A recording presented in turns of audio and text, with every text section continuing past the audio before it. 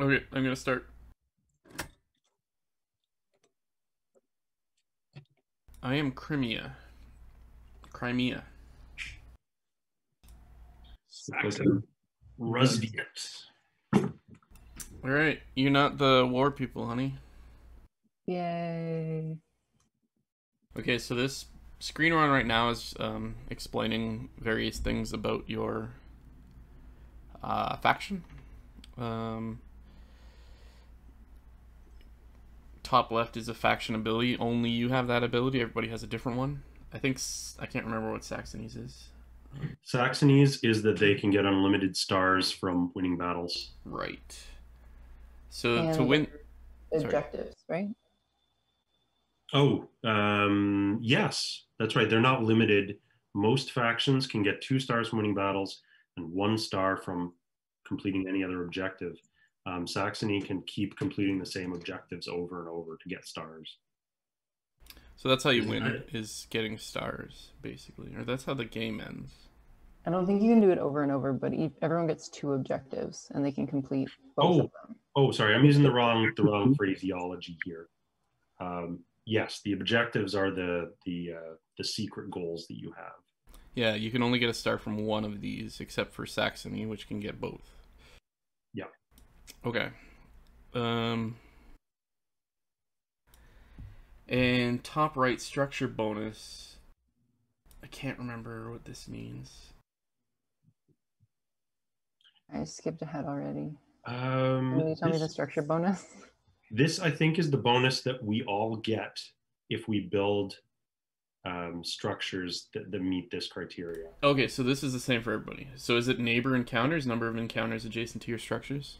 Yep. Okay, so any structures that we build, if there were encounters in the surrounding areas, which is the little circle icon, you get to count those as bonuses. It's like a little green compass rose. Yes. So basically, of the items that you can see on your player screen right now, the top right is a card that would be played face up that we could all see. The bottom left is 2 cards that you would be pulling and keeping secret. The top left is your faction ability that is unique for everyone. Okay. Yeah. And then the middle is the symbols showing in the middle, if you still have this open. The like silver winged thing, whatever the hell it's supposed to be, is power. That's your level of power, which is used for fighting. The number of cards you have is combat cards. You use those in fights. Engineering, under the engineering part, I guess engineering is my bottom board, but anyways, engineering is your player board. Yeah. So the other one, the yellow circle, is gold, which is used to buy things, and the heart is popularity, which is very good to have high near the end of the game because it gets you a shit ton of points. Okay, so we're starting. Okay.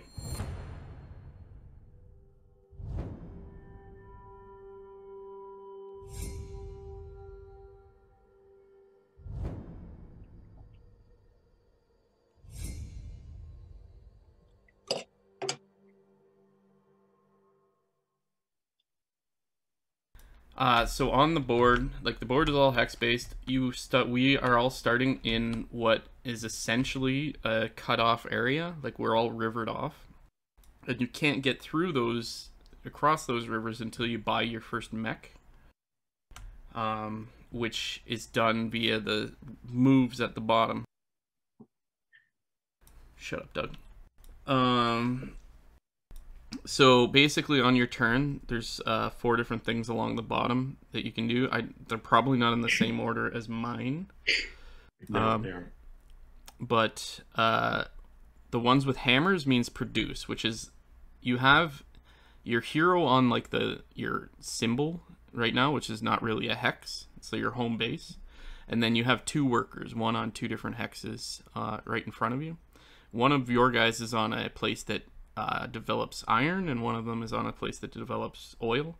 So those hammers down at the bottom here, if you use that space, you would be able to produce either one of each of these resources. Oh yeah, only one of each of these resources right now. It depends on how many workers you have on there. And that gives you resources for buying things that are along the bottom part of the move that you've just done. So some of them will cost oil barrels, some of them cost iron, some of them cost wood, some of them cost grain. So that's the hammer one. If there's another one that shows red coins and then either 2 circles of 4 colors or 1 heart. The top row of that is trade, so you pay 1 coin to get 2 resources of any type, or you pay 1 coin to gain a popularity. There's another one with 2 red coins that has the silver wings and the combat cards. Those are basically pay 1 coin to get those values. And then the 2 walking men means you can move 2 units 1 space, or the coin just gets you a coin. Along the bottom, so paying oil, metal, wood, or grain. This is actually different for all of us generally, I think. Or is oil always for upgrades, iron always for mechs? That actually makes sense. They're probably all the same. I think the values change. Yeah, so the amount you need to pay changes depending on what board you have. But the oil one, the oil barrels, that lets you upgrade. So upgrades are what you see along the top. Any grayed out square along the top actions that have the gears on them, you can actually unlock that to make that move more powerful in the future. So when you use it, like if you unlock the second or the third hammer on the produce, you can produce 3 things instead of 2 things. But you have to pay to be able to upgrade that using oil barrels along the bottom. To build mechs, you need iron, so you just basically pay iron and you build a mech. A mech is another big unit that comes out. You get a benefit from the mech. There are like 4 different types of mechs. River walking is one of the benefits, which then allows the mech to cross rivers, which lets you expand your empire. The wood one is build a structure. There are 4 different structures you can build: a windmill, an armory, monument, and a mine. So if you hover over the windmill, monument, armory, and mine along the top actions, it'll actually, if you wait for the tooltip to fully expand, it'll tell you what it does. And finally, grain lets you recruit, enlist a recruit. So what that does is basically you get a bonus. Like basically you can get 2 money or 2 popularity, 2 power, or 2 cards for each time you recruit. You get one of those bonuses. But where you recruit, this is along the bottom row of the actions. If you put it on like power, or you put it on coins, or you put it on hearts, or you put it on the cards, anytime the 2 factions to the right or the left of you use that action, you get a bonus. You get like popularity, or you get a card. So it's basically you feeding off of other people if you do the recruit stuff early. Colin, if I can jump in for just a sec. Please. One thing before, so Colin has just explained all the different steps you could take during the turn, but the important thing to remember in this game is for all of those areas in the bottom bar that we're talking about, there are essentially 4 possibilities each turn, right? And they're paired. So if you click on those items along the bottom, we're talking about the little green and red symbols. Essentially, you can choose 1 pair of things to do every turn. So if you choose the trade action, you may also be able to use the upgrade action. So you'll take 1 upper action each turn and then 1 lower action. If you choose the the bolster action, you can also choose to do the deploy action below it. You can't like cross combine these. And the additional catch is you have to choose a different pair of actions every turn, right? So if you choose the move action, which also allows you to build, you can't do that next turn. You would have to choose upgrade, bolster, or produce. You can't, so, right? These things are always paired. You always do the upper, and you can do, the first couple turns, generally you can't do the lower row actions because you don't have the resources to spend yet. But they always come in pairs. They always have to be different every turn, except for my guys, who are allowed to choose the same pair of actions 2 turns in a row if they want. Because they're cheaters. Because they're cheaters. But everyone else have to change it up. It's a different pair, and you can't swap between those pairs. And it looks like Nordic just moved. Elizabeth just produced. Because my time is ticking on my turns. Oh, I added an hour and a half for each of us. I Yeah, but sincerely hope we're not here for 6 hours. Yeah, but I mean, I don't want to be the slowest, you know? Keep explaining. Just it's not my turn anymore, so must be its fault. In essence, and this I do find, although this interface I really like, I do find it's a little bit less intuitive than like playing the board game, you know, so that the different slots in the action options on the bottom that have sort of the glowing, they're like grayed out with the glowing gear symbols, etc., are actually like covered up when you're playing the board game, and you actually like spend upgrade points to like take a piece off, and then you can see it, right? It's like, oh, now I can produce more, that kind of thing.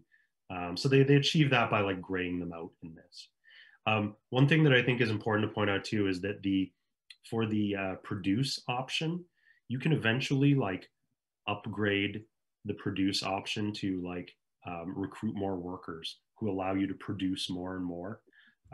And as you'll find out, there are actually negative consequences in a sense to producing more workers. You will start having to pay to be able to produce, right? You'll have to pay popularity, pay power.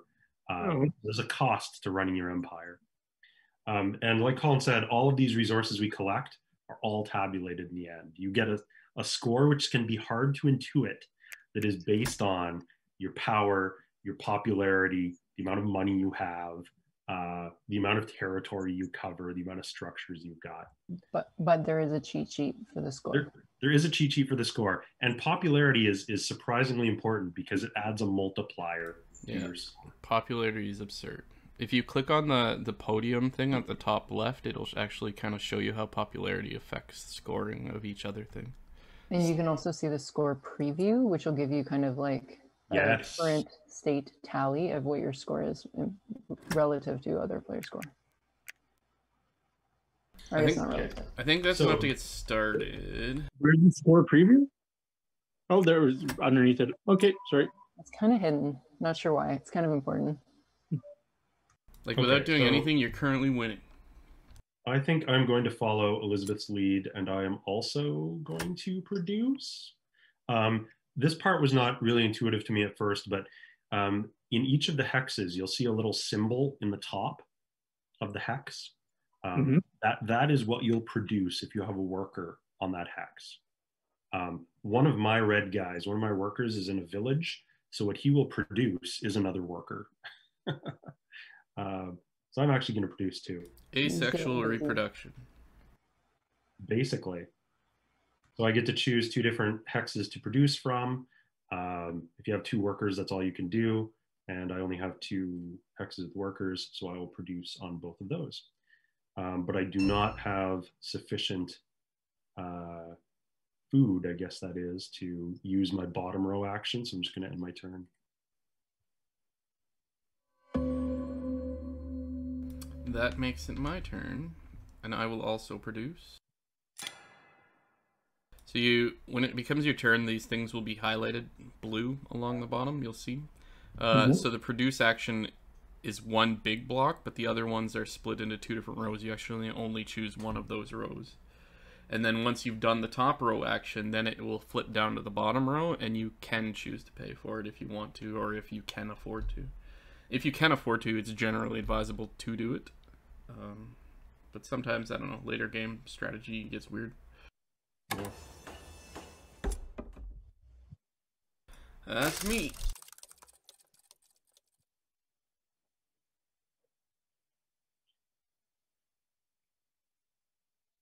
Okay, and why don't I have like symbols that say produce or anything like that? Or do I? They're in the bottom of the screen. Oh, I just have to hover over to actually see that it's that's the action. Yeah. It'll if you hover, short tooltip is like very basic summary, and then it'll expand even further if you hover for longer. Yeah, or if you click it, it'll give you an explanation. Oh shit, so it does. Yeah, like it totally explains what'll happen.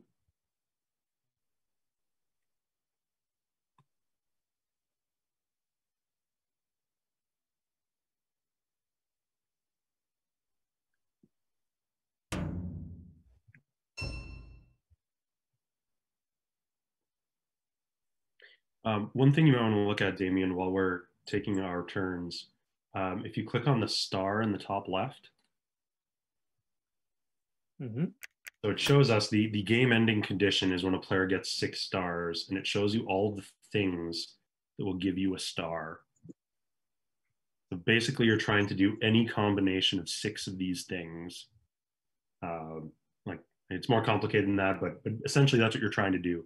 So they suggest in the instruction book for the game, like focus on one of these things at a time. Okay, and stars don't necessarily grant victory, but they give you more points, so... Exactly. Yes. All right. So, yeah, clicking on the score, basically it's determined by, A, popularity does the multiplier, but it's determined by the number of stars you have, the number of hexes you control, and the number of, I think, resources you also have at the end.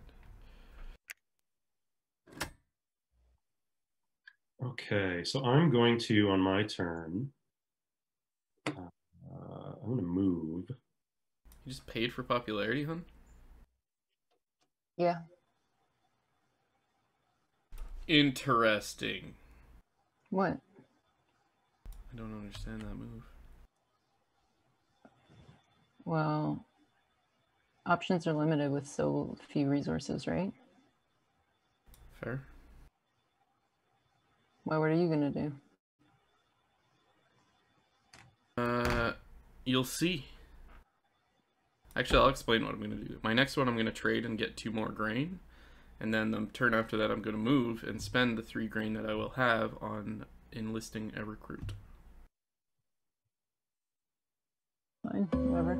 Okay, I have moved.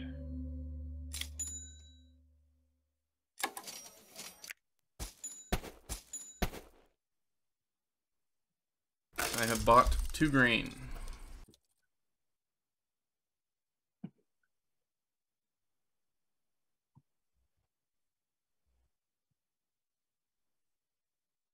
Cool.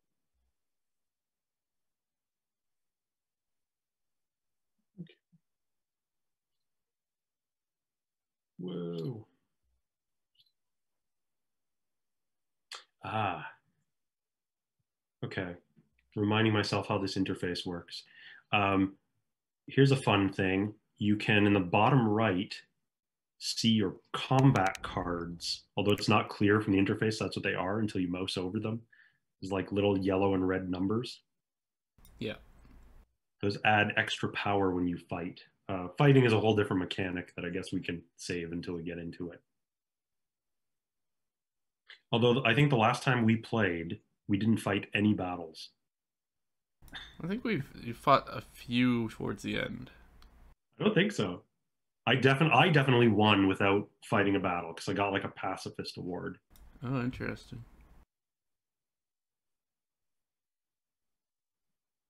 Yeah, fighting is a thing.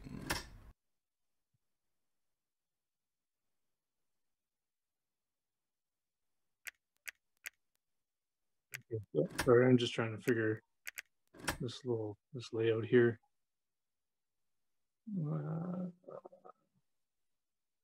How do I see my combat cards? Bottom right, there's a little counter. So it will show how many of each power of combat card you have. Right, so you don't actually get to numbers view in the red and cards. yellow. Yeah. Got it. Cool. Thanks.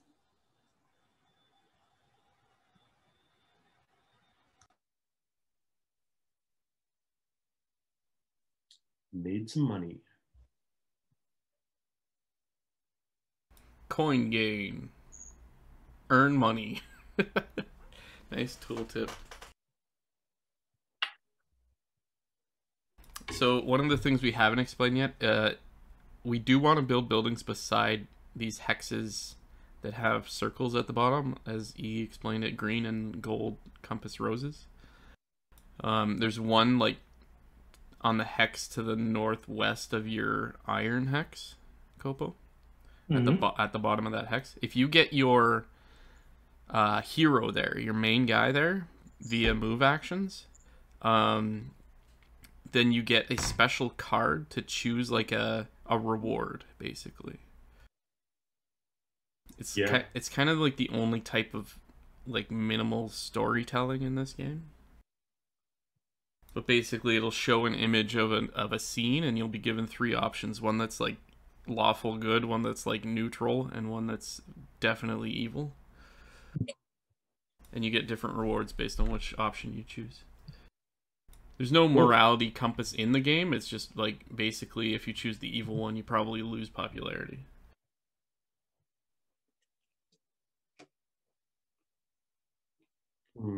They're pretty funny cards, though. The art is really cool. Can your hero cross like rivers without a mech? Not yet. No. Okay. If you click on the mech icon at the top, it'll show you the different. Once you buy a mech, you get to choose one of these options. Riverwalk is usually what you want to pick first, just so you can expand. Yeah. But then like speed is also pretty great because you can. The movement right now is strictly like it shows 2 guys. You can only move 1 guy each 1 space. Which is what I'm going to do now. One thing that's relevant to movement is that the resources we're collecting, they don't just get banked for you. They actually sit on the hex. And you have to carry them around with you, or other people can go there and steal them. So, sorry, what? The resources? Yeah, they don't just go to some like hypothetical bank. Like they actually stay on the board after you produce them until they're spent. So you actually have to like choose to like carry them around with you sometimes. Mechs can carry resources and workers, which is kind of fun. Okay, what did you just do there, Crimea? I moved 2 guys. One onto a mountain here. One moved my hero into the board as well. Then I enlisted a recruit, and I chose the power one. So anytime someone takes, I think, the upgrade action, I get a power. I don't think it's anytime anyone does it. Oh no, only Saxony and Russia. Elizabeth does not affect me.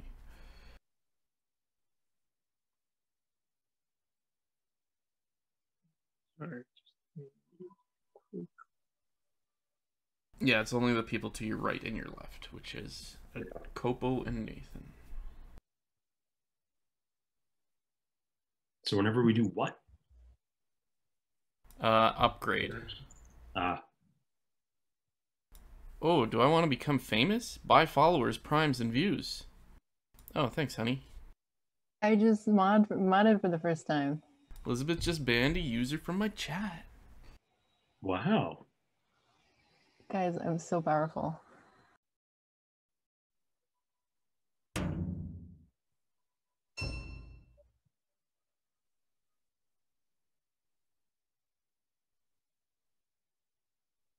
So, Copo, just maybe something we weren't clear on before. Not that I'm saying you're doing anything wrong, but if you had 2 workers on your iron one, and you produced, you could actually produce 2 iron on that, if like you were going for mechs.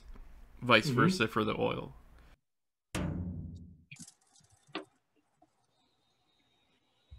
You're only forced to 1 each just because of where your workers are. Yeah. Okay, good to know. The upgrade though, like if I were to go and hit the upgrade one, what that lets me unlock one of the gray icons? Exactly. Yep. So either along the top row of the actions, you would unlock them to be a little bit more powerful, like i.e. produce 1 more thing or get an extra popularity when you spend a gold, etc. Or along the bottom, you can actually spend the upgrade to reduce the cost of the things along the bottom. Okay.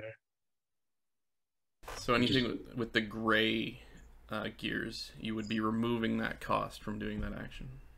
Oh, no, I don't want to do that. I want to do this.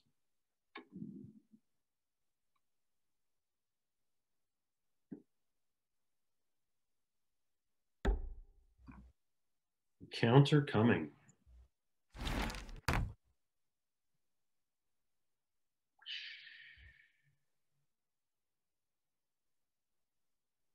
with a greatly embellished story.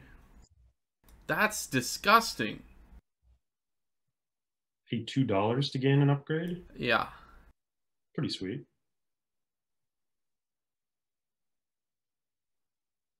Yeah, you know what? I might do that one.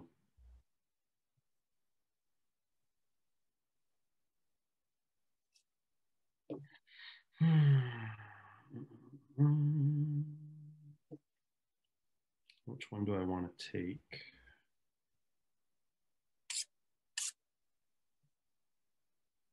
So I think there's only two things we haven't covered. One is combat, which we'll deal with when we get to a combat. Or when it looks like we might be getting to a combat. And the other is this hex in the very middle of the board, which is purple. That is known as the factory. And the first time you go there, you get a new action for the bottom of your...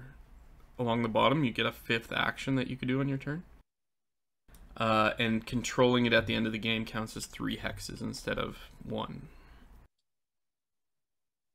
Yeah, in the mythology of the game, and like Colin's saying, there's not a lot of story that's in this game per se. There's an add-on that has like a narrative game element to it. But in the world of the story, the factory was like the hyper-industrialized capitalist city that was responsible for the last Great World War. The world is in like a state of sort of ruin now, and all of these countries are contesting for the factory. So it's actually technically not necessary to win, but yeah, it sure helps. And the when you get there, you get to choose a new type of action. So instead of choosing one of the 4 things, there's a new thing that's added to your board, and it's usually pretty sweet. Yeah, the factory cards are pretty overpowered, honestly. Yeah. So I think I'm just gonna produce again. Of a hex, like having a unit on it, a worker. Sorry, what? I missed the first part. Like how is a hex considered owned by a player? Literally just being the only person on it. Actually, But I think if you move your worker to another hex, do you lose possession? If there's nothing on it, I think it doesn't count as yours anymore. Okay. Like I own these 3 now because I had moved one of my guys over to this mountain before. And they're highlighted to seem to indicate as much. Yeah, I don't remember. We'll find out when somebody moves off of the hex. Yeah, I was gonna say I don't remember if you move off. Like even if you move this guy on your oil field off, I don't know if because the oil's on there that you'd lose it or not. I can't remember. Because I don't think the oil is technically owned by anybody if there's nobody there. Nope, it is not. Yeah, it's a bit of a weird thing. Moonland, man. Another way another way to like still have a claim on land is like when you build structures using the build action, that counts as you having presence. I think that's correct, yes. Okay. I think that's the first emote anyone's put in my chat, honey. I don't know what I'm doing. I don't know how they work either. I feel like there's a bunch of inside jokes that are all unknown to me. Can I get a bunch of pog champs in the chat, please? I just learned what that was like yesterday. Because I've never, you have 100% of my streaming Twitch views. I've never watched other Twitch shit at all. Did I do it right? Hey, that's PogChamp, yeah. Oh, man, I'm so great. Dude is hyper pogged. I learned about it because someone retweeted the official Chuck E. Cheese Twitch account. That the rat from Chuck E. Cheese is a Twitch streamer, like a CG version of the Chuck E. Cheese mascot. The rat? Isn't he a mouse? No, he's a rat. Is he really? Definitely a rat. It's big and gross. He's literally like a pizza rat. I read an article that there's some university profs that are lecturing on Twitch. Really? Yeah, because it's more interactive than recording the videos in advance, kind of thing. I guess their channels be open to anyone though. Free learning. Yeah, exactly. Which is actually really cool. So Copo, I just noticed before you did both of those moves, when you moved the worker off, this stopped being highlighted, so I don't think it did actually count for you. If you don't have a guy on it, you don't own the hex. I had to look it up. Chuck E. Cheese's full name is Charles Entertainment Cheese. I think I knew that at one point, actually. That's some good trivia right there. That is good trivia. What does the E stand for? What is going on here? I'm trying to upgrade, and it's got like a little yellow window that it's pointing to. Oh, you gotta pay for it. I found that tricky too. Click on the resources that you're using to pay for it on the board. Oh, okay. Yep. There they go.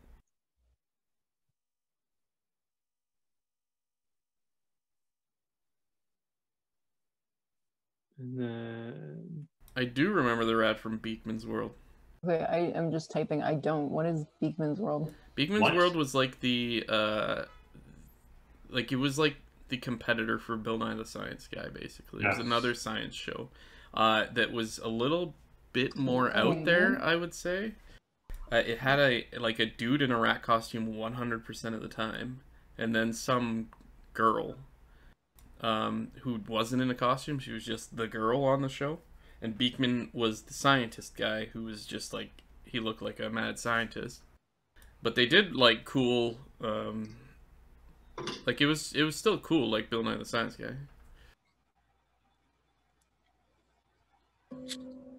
Ooh. Hey, you did the upgrade action, I get some power.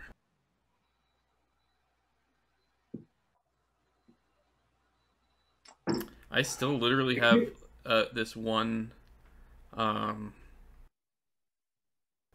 Beekman's World looks like Bill Nye on acid.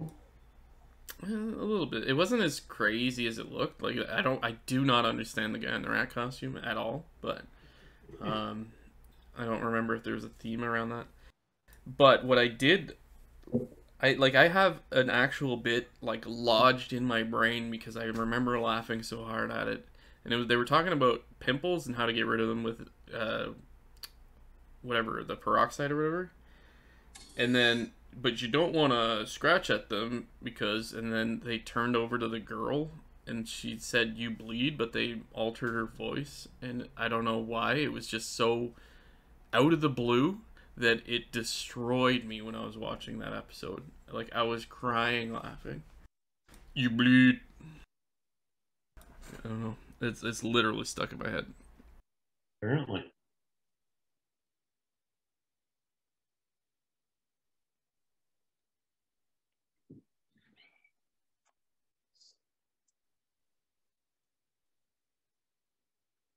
So I paid for it. And you have to now what do I think? You have to pick one of the upgrades that you want. Pick So do I just slide out the drawer myself? No, it's on your board down there. You just click on one of the gray symbols that you want to make not gray, or one of the red symbols that you want to make gray. Okay, and I want to do one that I think people next to me are going to do a bunch, right? No, this is upgrade. You're making it easier for you to do your turns. Oh, sorry. Thank you. Yeah.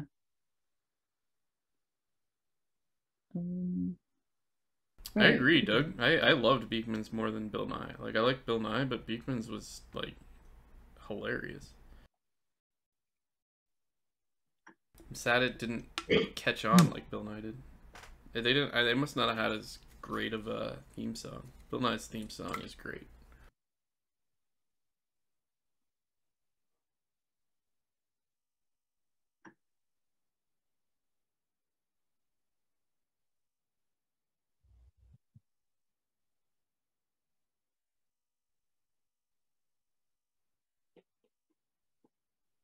Bill Nye the Science Guy. Bill. Okay, what's going on? Nordic?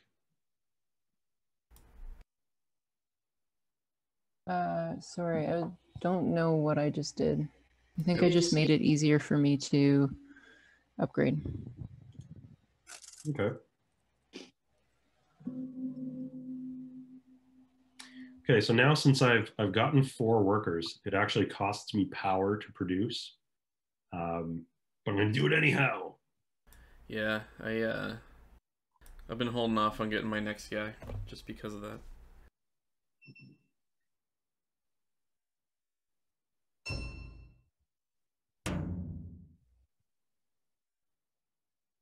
Okay, I think that's it.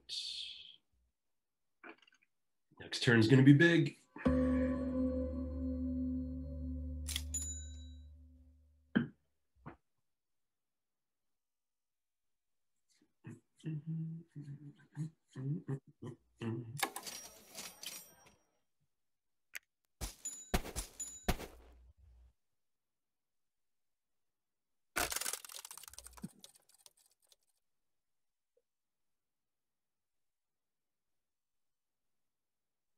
I remember the rat guy looking like no effort was put in. I think that was sort of the point, but yeah.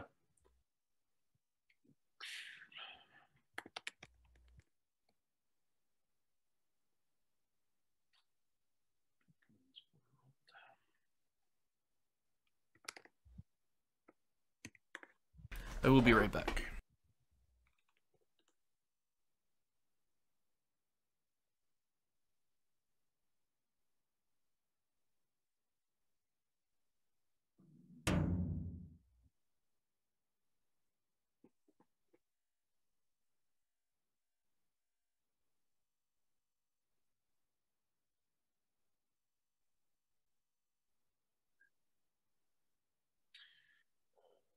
So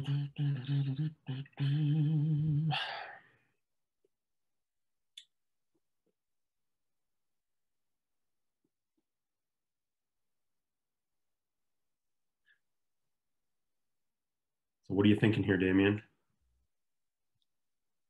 What's your secret strategy? The overall strategy still hasn't set in. I'm hoping that it kind of speaks to itself once I see everything starts moving around.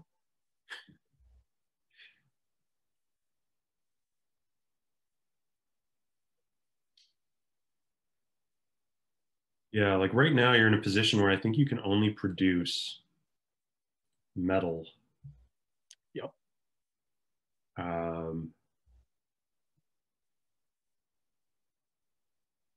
Yeah, which will let you get a mech in 1 turn probably. If that's what you want to go for. If you want to make more villagers, you'd have to move a worker into the village, or workers rather. Yeah, that's it. Kind of didn't really click that was workers there until like a couple seconds ago. Also, if you move your leader there, you'll draw an encounter card, which is what Elizabeth is going for. Encounter cards are great. They always give you 3 options of something special you can do. The first one is almost always a gimme. It's like only good. And then the next 2, there's a price. And how often do you get more gold? Is it like just happening per turn? I see it ticking up. The gold? No, you've got to do actions along the bottom usually to get gold. Okay. Yeah. There's one action on the top where you can just get a free gold. Yeah, if you choose the move, instead of moving, you could draw 1 gold. Or if you upgrade it, draw 2 gold. Which one are you going to pick, E?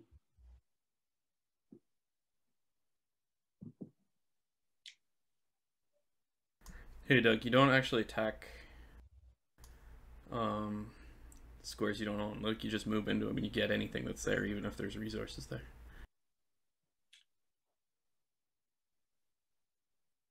Yep, fighting comes only when you contest. Yeah, you only fight if there is someone there. Yep. All right. Sweet. So what we're going to do is...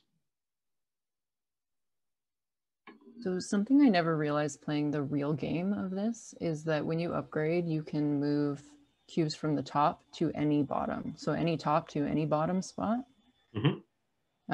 We always played in the physical game that you had to move it directly down. Oh, no. So that's what I was confused with last turn, is I actually ended up moving one from the top to a different one, and I didn't know I could even do that. Oh, wait, so when you upgrade, you get both the top and the bottom? Well, you take a cube off the top and put it on the bottom. Like you cover up. Yeah. That relationship is a bit clearer when you're playing the board game, because you're actually, like I was saying earlier, you're moving the little block. You're like uncovering an option on the top row to and cover covering on up the bottom. An item on the bottom row. Interesting. Right? Like, you're lowering the cost for the bottom row actions. Cool. Okay, so with my second, I just bought some power. And with my second action this turn, I'm going to deploy a mech. Hey, Doug, yeah, like, honestly, fighting is worth, especially... Oh, you're not talking. I'm trying not to talk in the chat when I'm just answering Doug's question. Oh, okay. Yeah, so basically, combat is worth... Fighting is rare. Is it not the end game? No, not necessarily. Okay, so another piece, I'm going to choose my mech now. Now, in the real board game, you have like 4 little mechs who are sitting on like a little board, and each one of them is covering up a power. And so when you recruit that mech, it like reveals the power. So basically, in playing a mech, I'm choosing which of these powers I want. And I am going to, ooh, geez, one of these is actually really interesting. You all watching my stream? You cheating? I'm just watching chat so I can delete or ban people. There's not a lot you can cheat on this. You could just see my secret objectives. But...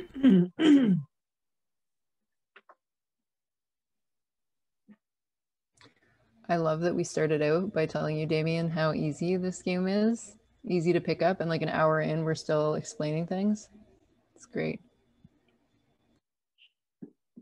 There we go. So I got a mech, I gained the power to Riverwalk, and I got 2 gold, because you do for this board for playing a mech.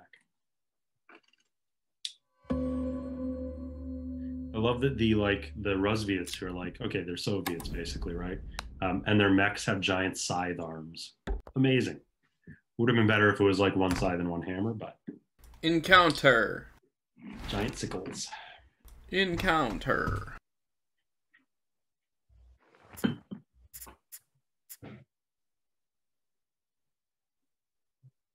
$4 to deploy a mech? Okay. Sweet.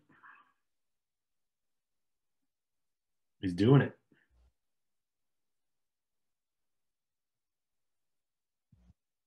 So, move across rivers to farms or tundra? What is tundra? Tundra is where you get oil from. So like doesn't really matter which space I'm on. Who do you think this lady is shushing? The bear.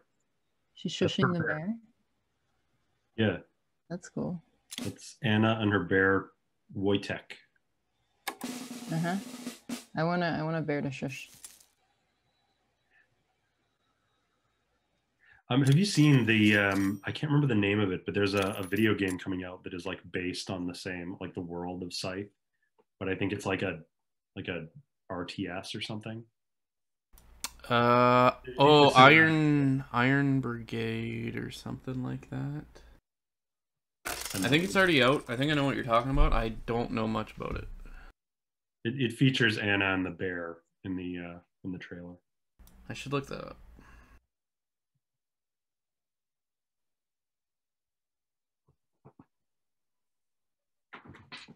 So I got a mech.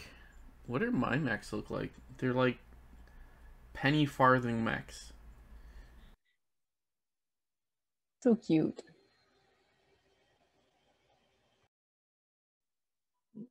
So I do want to get to that oil.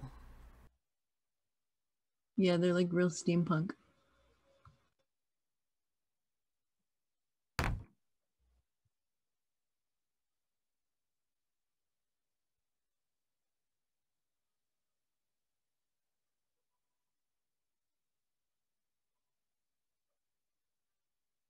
Iron Harvest. That's what it is. Or at least that's the one I've heard of that sounds like it could be like Scythe. No, it's the I follow the artist on Instagram, so that's the one. You also got a mech.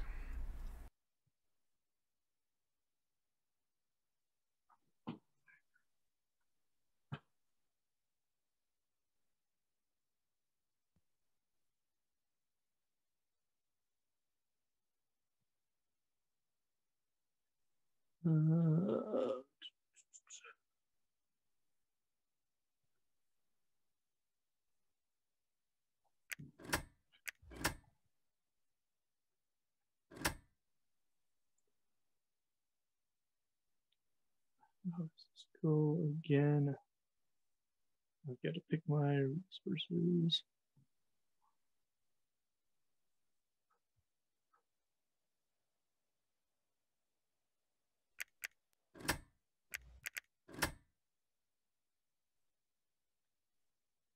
Oh shit, I should be getting combat cards. I am dumb as hell. Hmm? My special ability is Crimea.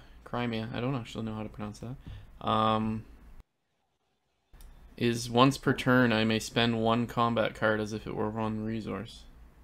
Oh, damn, that's cool. Like, why are you not getting combat cards, you dummy? You fool!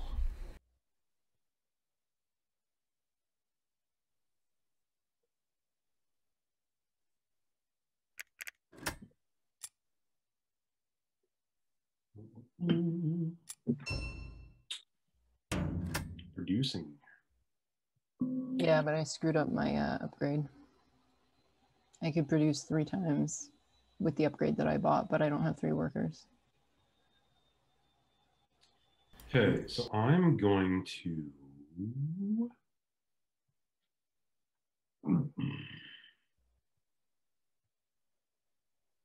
Okay, how does my Riverwalk ability work again?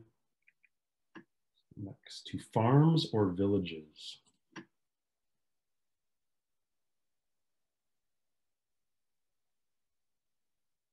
Okay.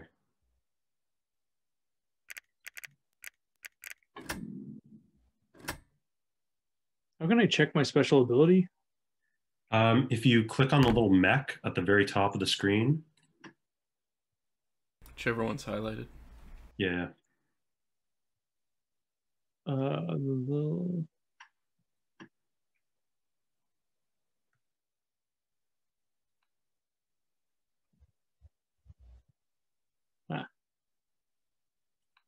Wait, how do I load a worker into a mech? Oh man, I remember that being annoying. I think when you select the mech, it shows up in the bottom right. Yeah. Yeah, that's what it does. Okay.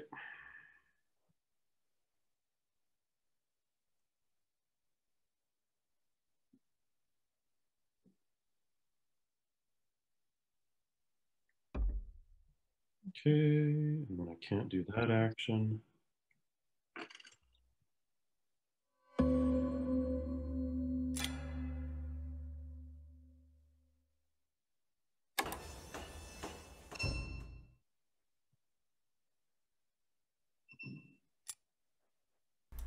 Oh, I'm stupid. I have explained how production works. How's that? Well, I thought like you still could only produce twice, but no, you can produce on 2 different hexes, and you get that many resources depending on how many workers are on each hex. That's right. So I just got 2 iron and 1 thing on two different on one grain on two different hexes. Okay, I always never remember how that works. Always. How does it explain? So if you see where I am on my board, my two yellow hexes here, on the iron space I have 2 workers, and on the farm space I have 1. Because my production allows me to produce on 2 hexes, when I produced on my iron one, I got 2 iron, but I was still able to produce on my grain one. So it's the hexes that dictate how many times you can produce, but it's the workers that dictate how much you get on each hex. Yep. I never remember how that works until the game shows me. Wow. That's good to know.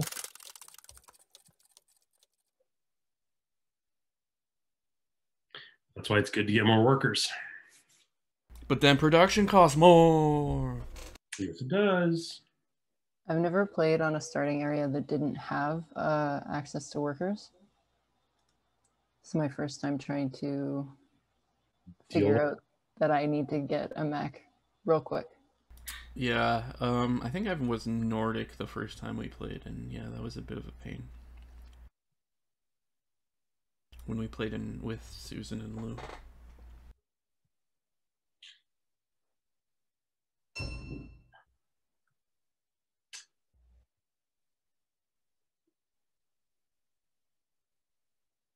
Okay.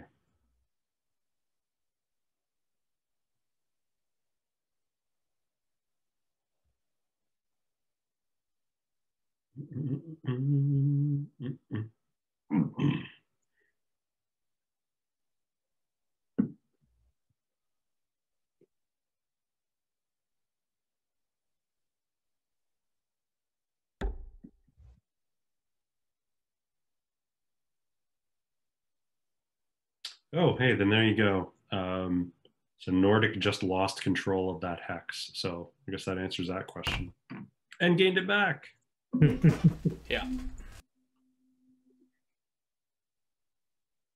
Okay, I'm going to... So what did you just do there? You moved, how did you move all of your resources? So I had to load them up on one of my workers' backs. Gotcha. Yeah, when you choose a worker to move down in the bottom right, it'll actually bring up a little, I don't know. A little panel that shows what resources you can like carry with you. Or if you select a mech, it'll allow you to select like the workers you're carrying with you as well. Yeah, that is one of the least intuitive little panels until you know how it works. It will, like, if there's resources you're going to be abandoning, it will pop up with like a warning message. Like, you're leaving resources behind. Are you sure you want to do this? And it'll let you cancel out and go back and grab them. You're about to leave behind your companion oil. Do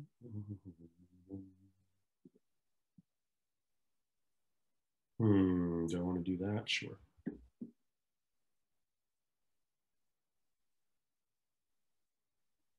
Two bros.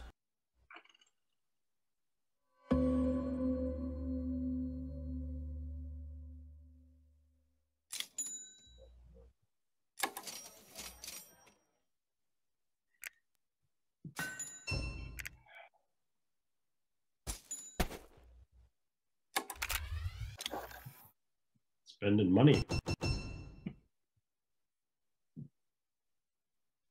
Somebody's going to make a mech.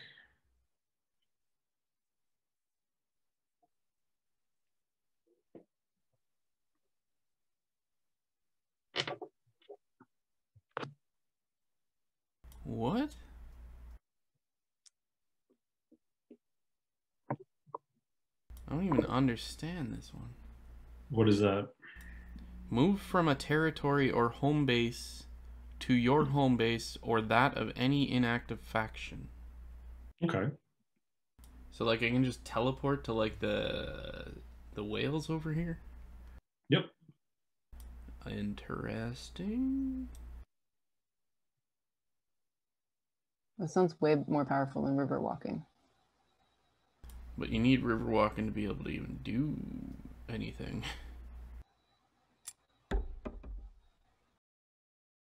Damn, mech number 2. Oh, you chose the extra move. Yeah.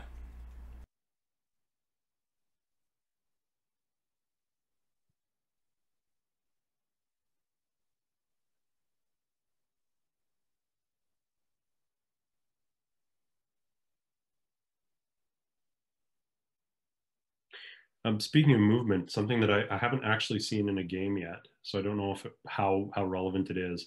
But all the spots that are marked with tunnels, you can actually move between them. Yeah. Travel underground through the tunnels. Those little purple symbols. And one of the factions can move from their home base to tunnels with a certain mech, I think. Yeah.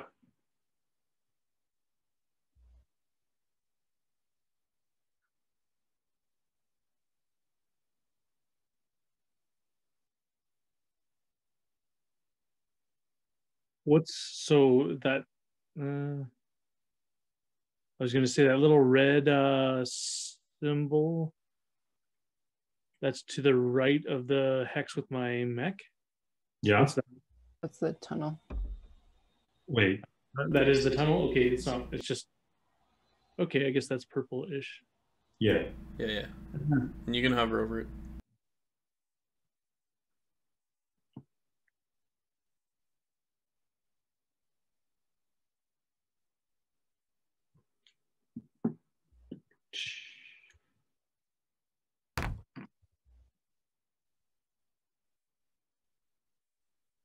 All right.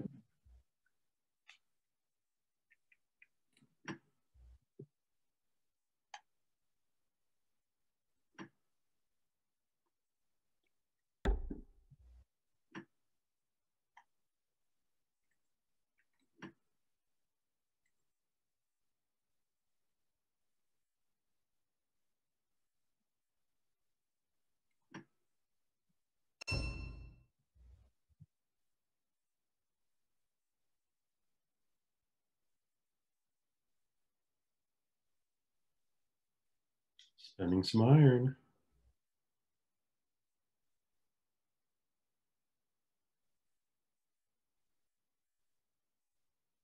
You got boat mechs. I love that your mechs look like boats.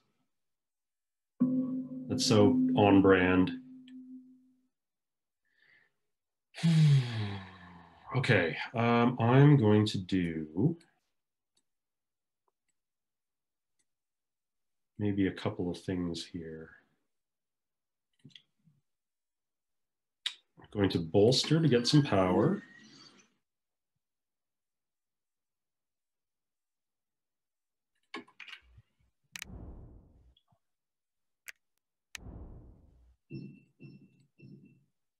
Okay.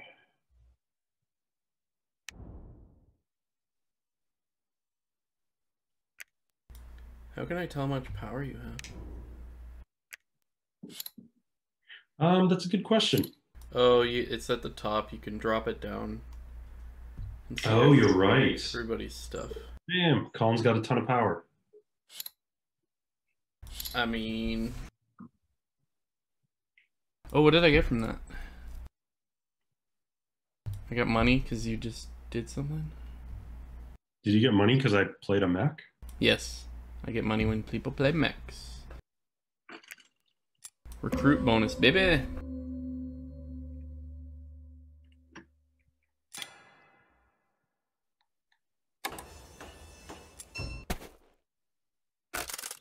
That was quick.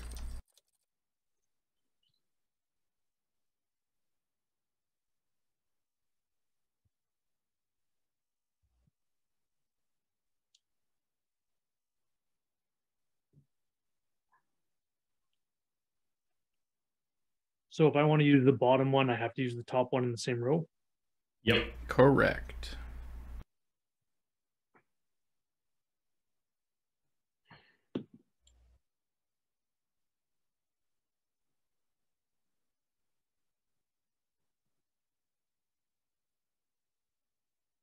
And not to interrupt your thought process, but what's neat about this game is that in the physical board game, also in the digital one, but it's easier to see in the physical board game, The bottom row is like a separately assigned random board, so it's not always the same for every faction. Like it's just the faction is combined with a separate board. It's really neat.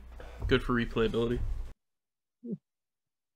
Yeah, so the combinations of top and bottom row actions are not the same for all of us. The cost to produce a mech is not the same for all of us. Yeah, my mechs are friggin' expensive. How much? 4 frickin' iron, and all I get is a mech. I don't even get money out of it. Really? Yeah. Oh, damn. That's the recruit for me. It's 5 food and just a recruit. 5 food? 4 food, sorry. I was gonna say. 4 food. Also counting.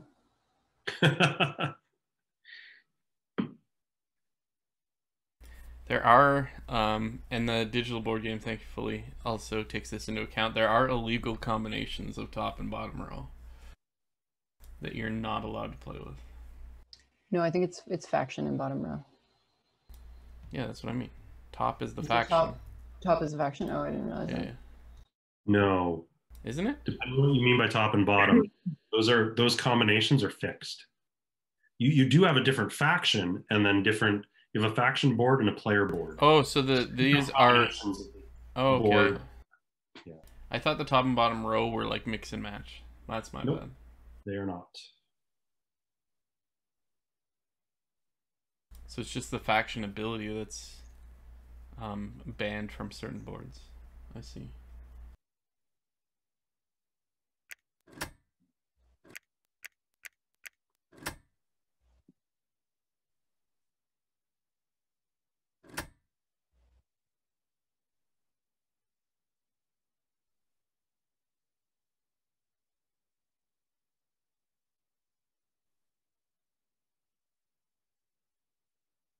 Going for a ride. So when does this cost for your troops kick in? For me, it has already kicked in.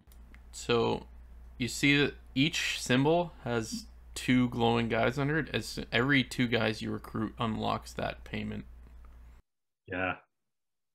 So on the produce action, there are the little hammers, right? And then above that, there are 3 symbols, and they each have 2 glowing guys over them. So when I recruited my fourth worker, it started costing me power. Now that I'm up to 6 workers, I have to pay 1 power and 1 popularity. You're up to 6 workers? Yeah. I still have 2. I have 3. I'm up to 6. Okay, I'm going for it. You know what? No, should I do that now or should I? Sounds like Nathan's fixing for a fight. Yeah, that's fine. Just a second.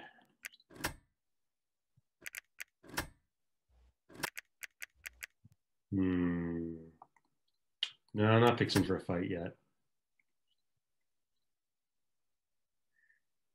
I'm wondering if I should. There's something I really want to do, but then I can't use the bottom row action at all if I do it. Womp womp. But you know what? Screw it. I'm going to do it. It's fun, and I want to get first pick. So you're going to factory. Going to the factory, my boy. So first I'm gonna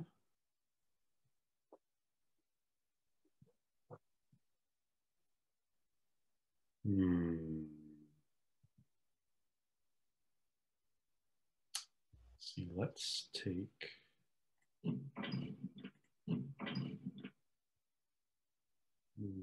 that there.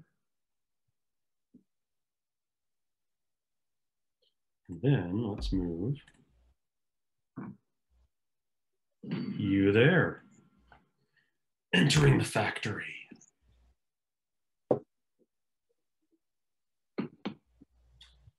Okay.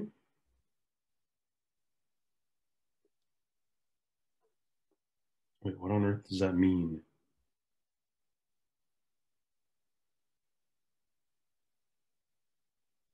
Hey.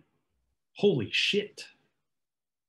No, it's not what I want to hear. Some of these are pretty okay.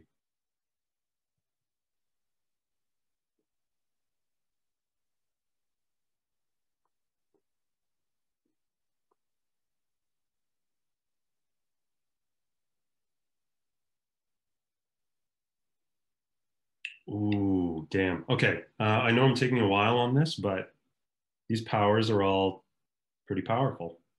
Don't worry, your time is running low. You only have an hour and 11 minutes left to choose. Mhm.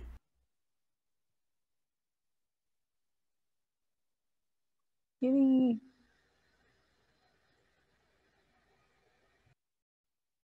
Yeah, I'm gonna do this one. So you're gonna show us? Pay 2 coins, get a recruit and a power? Yep. And you get to take a move as well. Yeah, it disappeared before I could see the bottom row. Mm. Oh, if I click on it, I can see your board.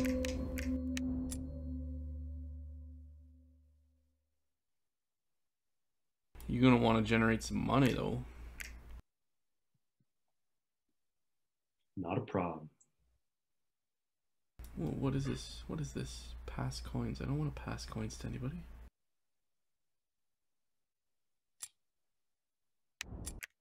Weird. You can trade. You can give people money. Yeah. Why? Like, don't attack me and I'll give you money. Or attack Elizabeth and you'll give me money or something like that. Is that like legally binding? Just saying. Well, it's not legally binding, but it's certainly something you can do. It's a conversation we could have. Interesting. Way to put ideas in his head.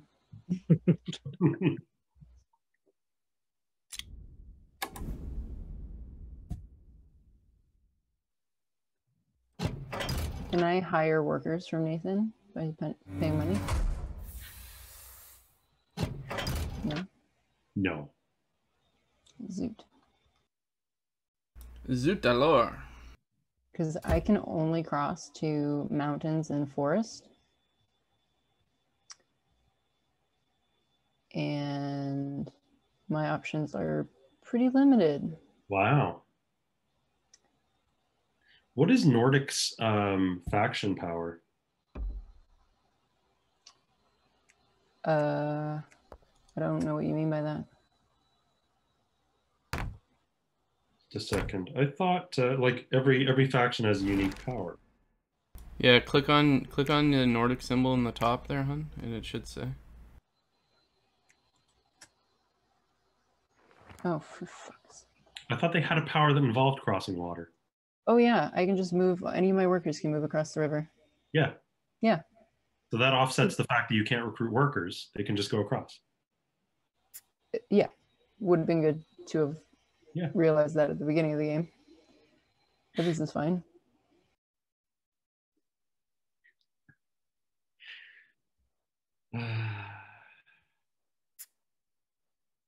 What you gonna pick?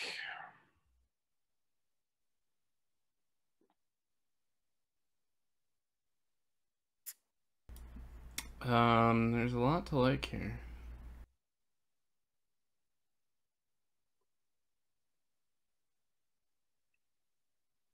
Four metal is just another mech, like straight up. Yeah, you're basically paying $2 for a mech next turn kind of thing.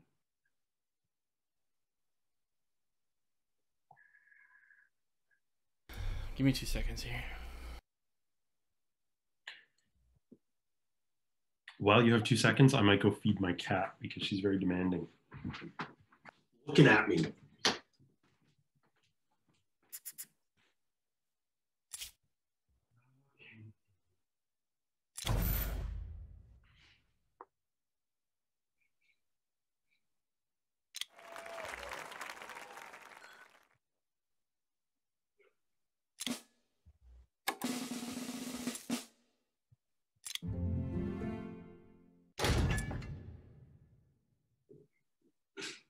Tomorrow is Friday, and I have like basically 0 meetings. So it's going to be a good workful Friday, which is super exciting. It's so Ladies interesting to and talk gentlemen. about. Yeah, I have a pretty nice Friday tomorrow too, leading right into my vacation. It's gonna be great. Sweet. But also, I just got a star, ladies and gentlemen. What for? I got all my recruits. Damn. Wait, what? So I sacked the 2 popularity to get a recruit, the evil option on my encounter, but my move action also allowed me to pay 3 grain to do a recruit, so I recruited my last 2 guys. Holy crap. Good for you. I feel good about it. I just learned I can just walk across the water without even learning. So that's nice.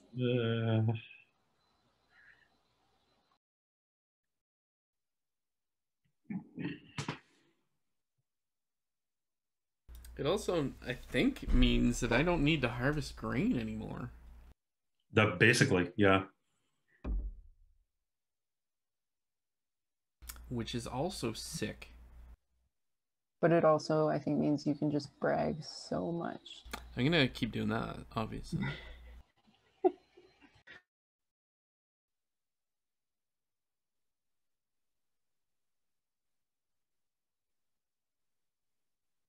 Woo. Skipped right past that encounter, eh? Ooh, good point. Oh, so I have no idea what that even meant going past that. Oh, that little golden green circle on that hex you just skipped over. If you landed there with your leader, you would pull an encounter card that gives you the 3 options where you're like, do you want to You went through the tunnel, right? the bear and get 2 popular? No, he jumped right over. He has the speed bonus. He just jumped right over. Oh.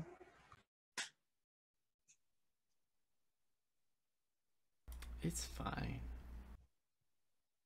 You might be able to take it back, unless it's already moved to not somebody else's turn. Sorry. I'm not sure what exactly what you were suggesting there.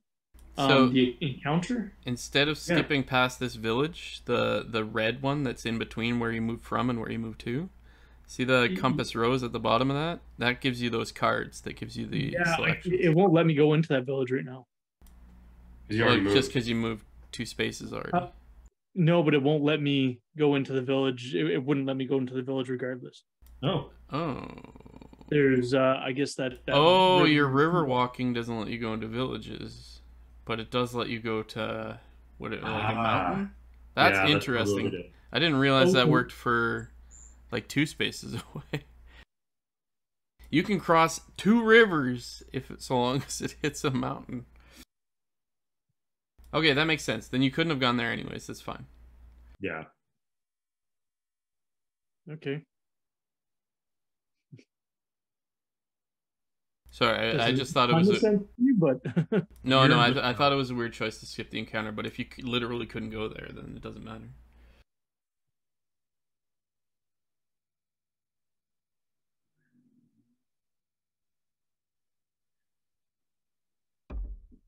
Whoa. I don't find I have clients that do specifically things on Friday. I think I'm gonna make some babies. I think that's. Oh, I can't move. I moved last turn. That's right. I'm gonna produce 2 oil, even though I could produce on 3 hexes. Cry. Wine.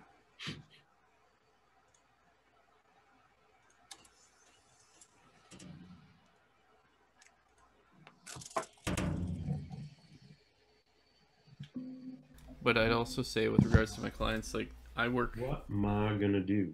Unless something is a production issue, which we rarely have to support.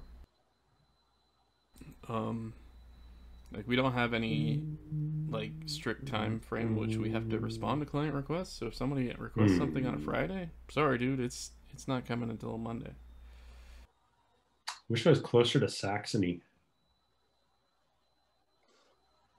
that I could fight him. Saxony wants to fight. Saxony has 1 power. Oh yeah, that's not good for Saxony. Saxony is very vulnerable right now. I don't really know what that means because nobody's fought yet. That's true. So basically, when you fight, it's based on 2 things. It's based on the power that you have. So the little, I don't know, that's like a coat of arms with the eagle wings. Yeah. So each time you go into a fight, your leaders and your mechs can fight, and you wager an amount of power. I think you can only spend up to 7 in a given battle. And then in addition to that, you can choose to play a combat card, right? So everyone started with a number of combat cards. They are the sort of yellow card with a red thing on it on the very top of your screen. Did you start with none? Wow. Okay, I started with 2. And it looks like you have 5. Saxony starts with a lot of combat cards. And you can play a combat card that adds an additional value of power to the battle, right? So I know you have 1 power, but I also know you have 5 combat cards, which have a value of somewhere between 2 and 5. So effectively, your power could be somewhere between 3 and 6. And then we play our combat cards, and then we reveal how much we've wagered and what's in our combat card. The winner takes the space, the loser retreats to their home base, and then if the winner, the loser gets to draw a new combat card, so they're like reimbursed for losing, and the winner has to pay a point of popularity, I believe, for every worker from the enemy side that they made flee from that hex. It's pretty uncool. Yeah, it's uncool to like harass the working people. But you gain control of the hex. If the other team left behind any resources, now those are your resources. Gotcha. So if you were closer to my side of the board, I would definitely attack you because I know for a fact that I could beat you since you only have 1 power. So can I look at my combat cards? Your combat cards, if you look in the bottom right, there's a little counter, right? That says like 2, 3, 4, 5. That shows you what count you have of which power cards. Cool.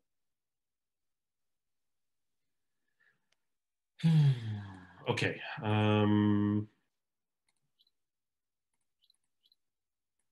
Wait, whose turn is it? Is it my turn? It's my turn. Okay, I still got to actually go. Just a sec. What do I want to do? What do I want to do? Well, let's do this.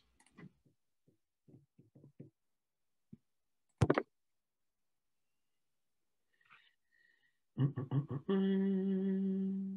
want to enhance.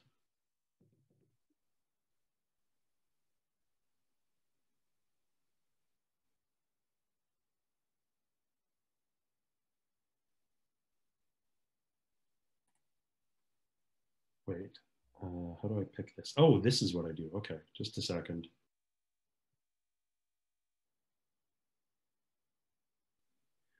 You.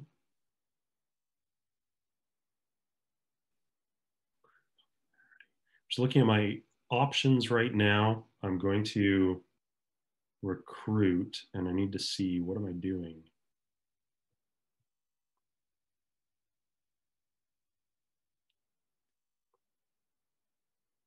And can you attack only with your hero or with the mechs as well?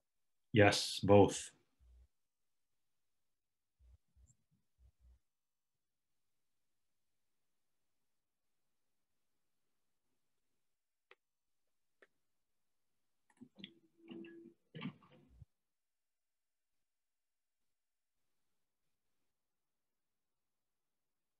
Wait, that.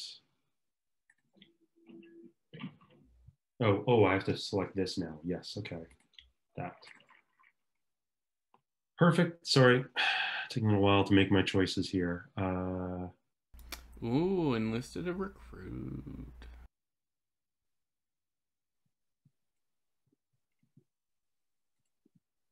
Okay, now I get to choose my special move action. Why can't I move you?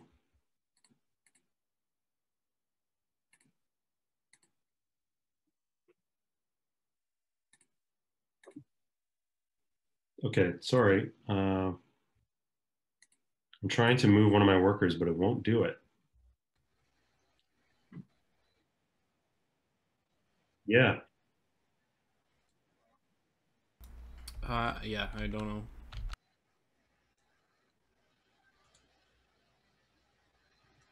It's because you're trying to move them across the river improperly, or? No, just trying to move one worker to the next hex.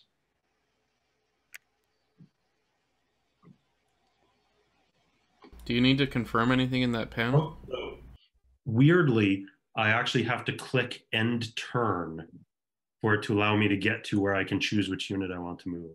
That's I click on move, and then I was trying to move the guy, but I have to click move, then end turn, and then I can move him. that's awful interface. Now I select end move. Somebody wants to build buildings.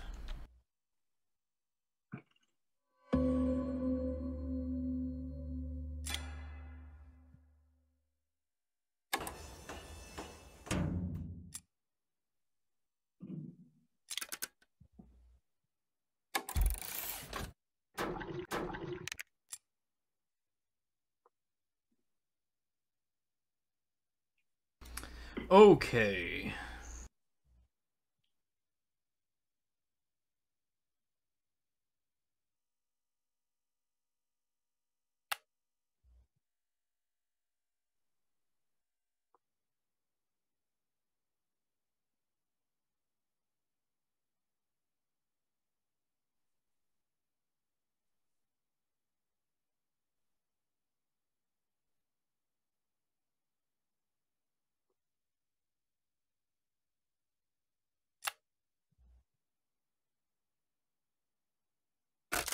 Ooh.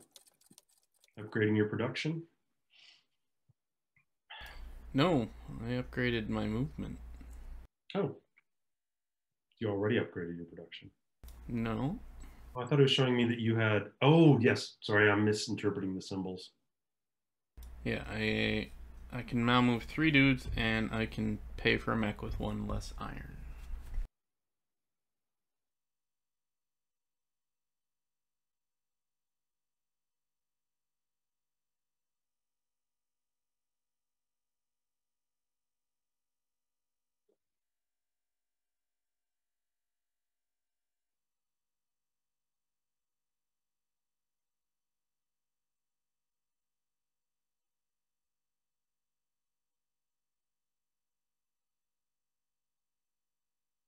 Hmm.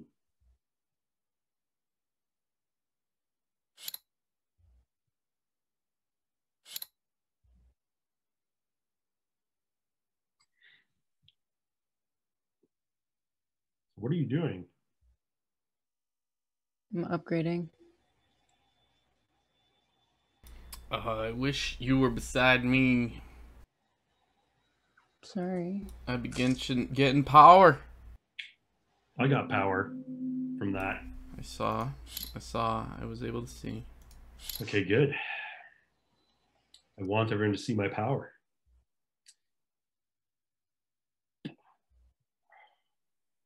More power. Hmm. For combat, I don't remember. Is there a benefit to having, like, if your leader and a mech are in the moving into the spot, or is it just trigger as soon as one person moves into the spot? I think it triggers as soon as one moves in. Okay. So it doesn't really matter your units. It's that literally your power in your card. Mm-hmm. Okay. Good to know. Asking for a friend. Hmm? For the bottom row, that little thing that's to the right of the the costs for the bottom row? What's that? That is the enlisting a recruit action, the thing that looks like a home base. Mm-hmm. So I am full on those. Basically, it's the grain action that enlists a recruit.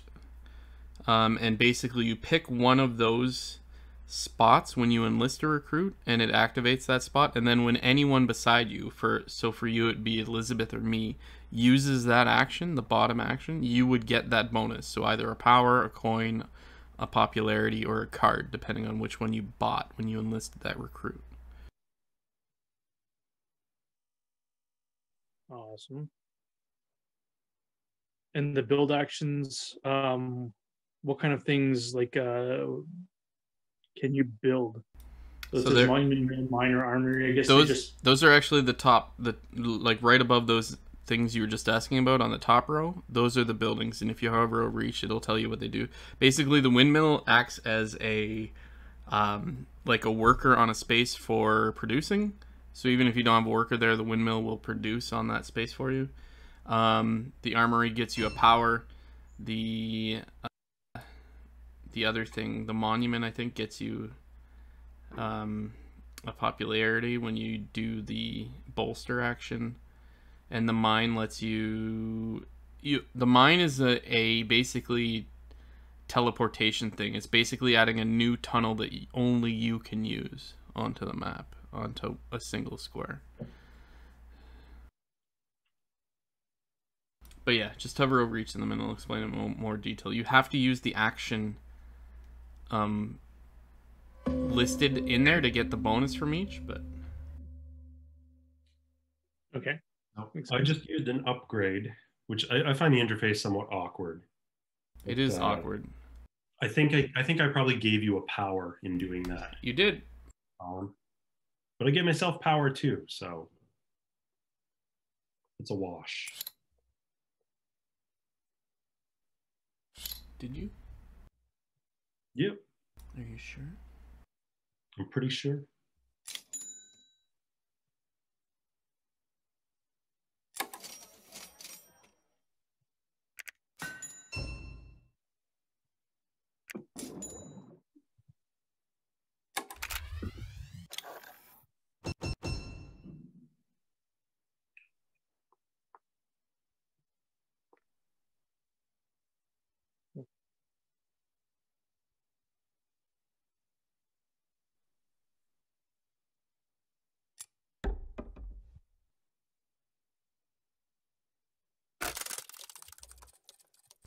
Hey Jay, it's me, Elizabeth, Nathan, and Damien.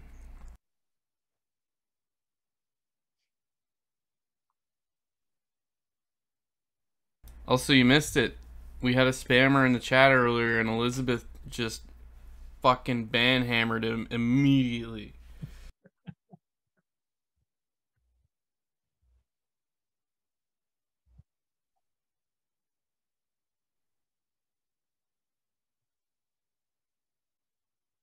Not only banhammered, but deleted the message too.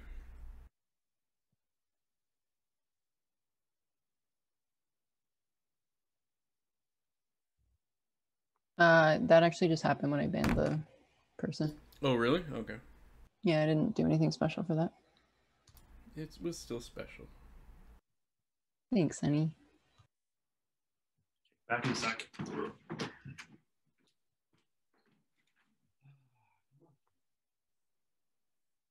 Yeah, Jay knows. Jay is more well versed in Twitch chat than I am.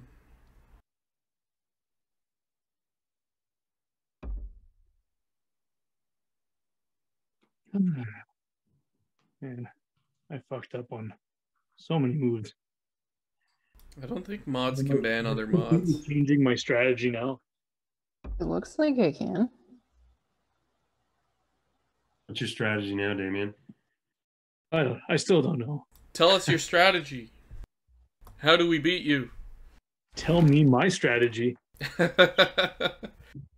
Hey, free quotation mark structure.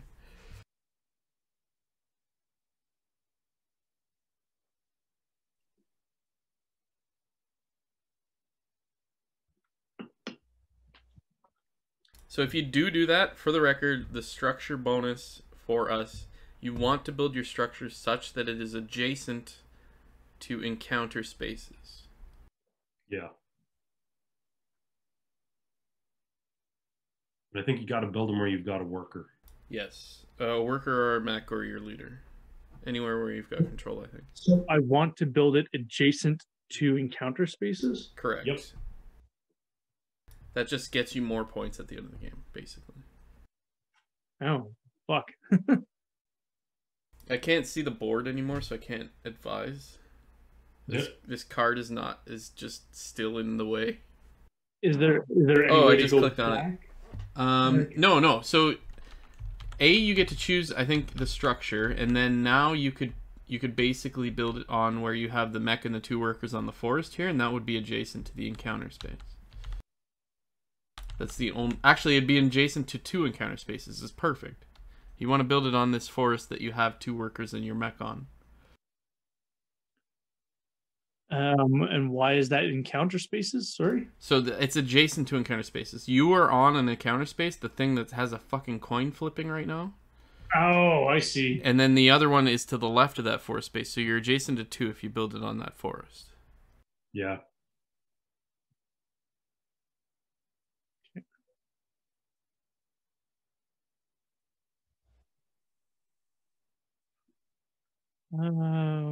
Fuck. What am I doing? If you are still interested in production, I would suggest the windmill. It counts as an extra worker on that forest space.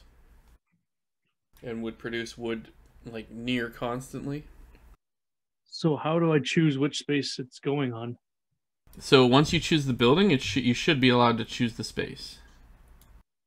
If I'm wrong about that, I apologize in advance. I don't remember the interface for building. You're the first person to build. It was forcing me to do it on this space. Shit. I apologize. Well, now you can permanently just increase your workers with the mill, I think. Yep. Well, it doesn't increase your workers per se. It just allows you to produce. Yeah. Like, as if you had a worker there. Right. Yeah.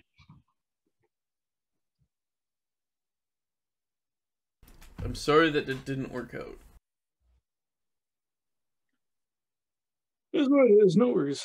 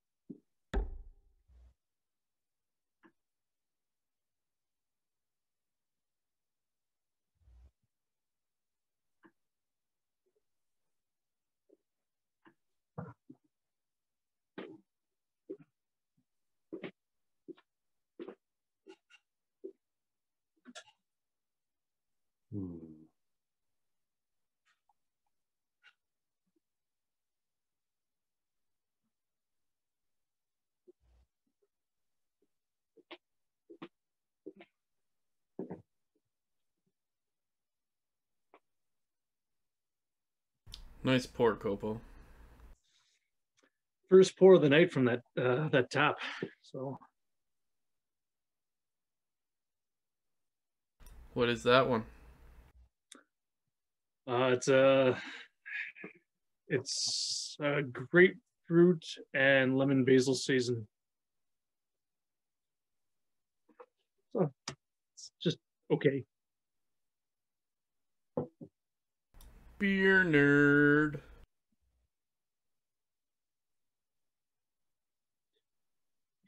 A wee heavy that's almost ready that I'm looking forward to, and tomorrow I might brew a big batch with like all my hops from like the backyard.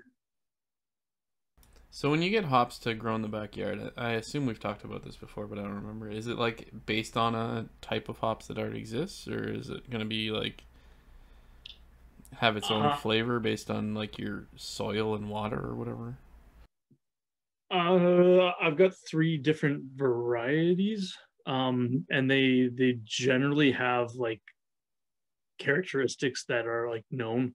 So they all have bitterness levels that are like they're probably not accurate based on like it's if some of them might have more bitterness just because or less bitterness because of my yard or I don't know. But they're healthy. Like I've got a Chinook hop that's just like absolutely bonkers massive. Uh, and last time I made it, it was like a really cool like wet hop uh, beer where you just go and pull it right off the vine, toss it into the boil, and it tastes like nothing I've ever had before. Uh, but it was awesome. So I'm hoping I get the same thing this time. What varieties do you have growing? I've got Cascade, Magnum, and Chinook. I know Cascade. I think I like Cascade. I've heard of Chinook. I don't remember what I've had it in, and I don't know if I've ever had Magnum. Magnum's pretty common. It's usually not the main hop, but Chinook for like the kind of the more West Coast IPAs, like that have like a little bit of resiny, like piney taste to them. Okay. Like Chinook is hugely popular for those ones. I don't like piney. When I don't really like a that's not my go-to. But when I made it, it didn't come out as like piney at all. It came out as like I don't know. Holy shit. Hard to describe. Okay, I'm gonna. I wanted to, explain what I was gonna do. I Sorry. didn't realize Colin already had. No problem. I didn't realize Colin already had 3 stars. No, I have 1 star. Oh, you must have 3 points from having 1 star. Okay. Oh I was yeah. at the victory score preview. Oh, easy there, champ. Just like fucking gamifying this to the mad. Yeah. Okay. I'm going to get a star too because I'm going to buy some popularity. What, are you like massively popular? No, but I'm popular enough that I hit one of my objectives. Roll up your sleeves with the common man. Have $2 or less, at least 4 workers, and at least 7 popularity. That's cool. So I got my first star for completing an objective, which the objectives show up in the top left, and if you click on them, it gives you more detail about what they are and how you meet them. I am aiming at one of mine. So that's my turn. Okie day.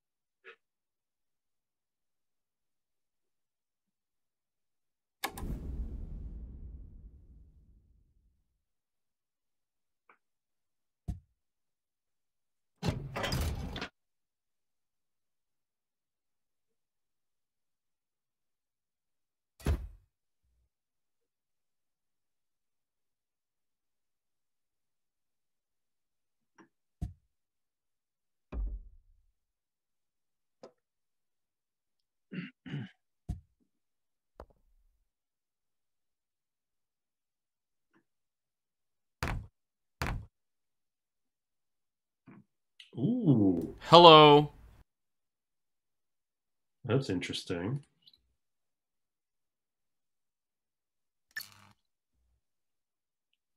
Are you guys fighting? Oh shit, hold on. I still can do a move. I forgot I have 3 movement. Trying to take the factory.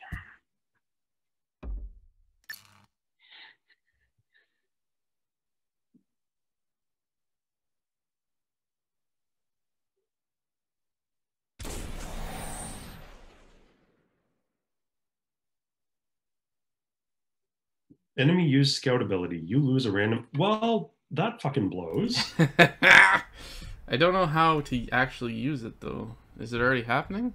It already happened. I already lost my best combat card. Okay. Did you say best? Okay,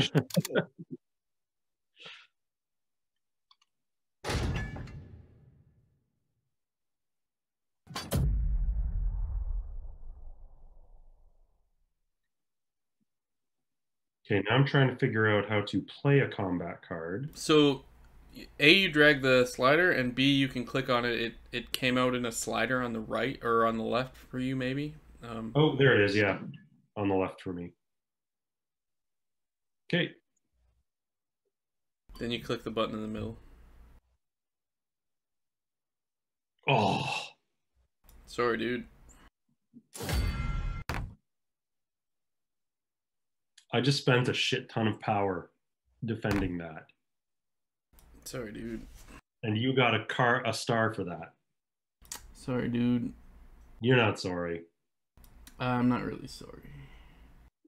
What does this one mean? Pay 2 different resources, gain 1 mech, or pay 2 different resources, gain 1 build. What? Yep. Pay a combat card, gain power, and gain... what is that? An upgrade? Pay power to get money. Holy shit, these are so powerful, dude. They are.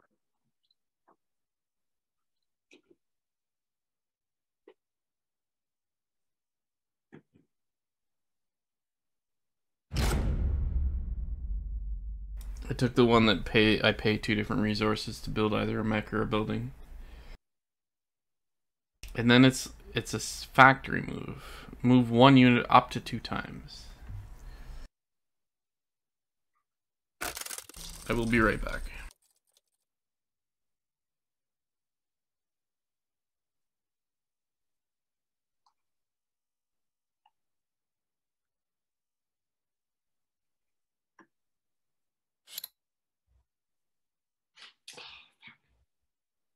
Colin's in the lead now.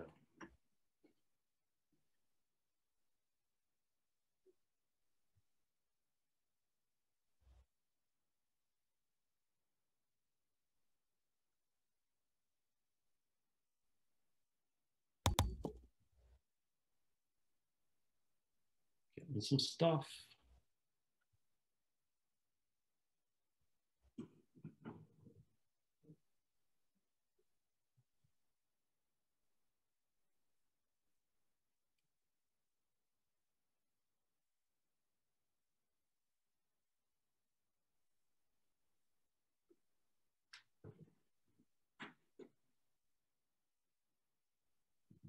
You're going worker crazy. I need them. Can you guys see that only one of my workers is blue and the rest are like black or like navy? They all look the same color to me. Oh, that's weird. They're like the original, well, 2 of the original ones. I don't know. I guess it's just meeple genetics. Hmm.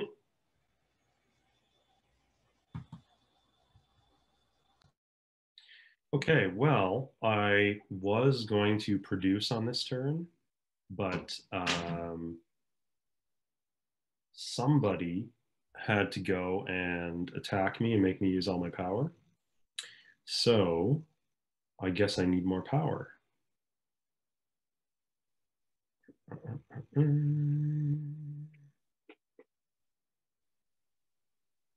So I should... yeah, let's do this. I'm going to use my factory power.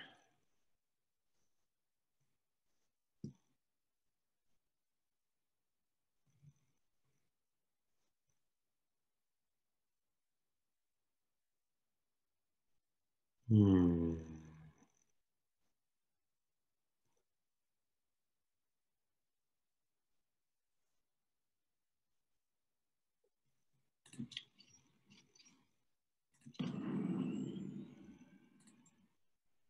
And then I'm going to take my factory move.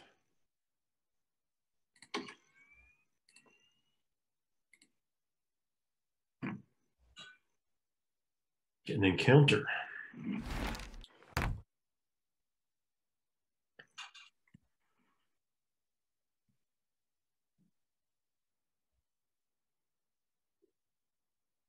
Oh my goodness. Okay.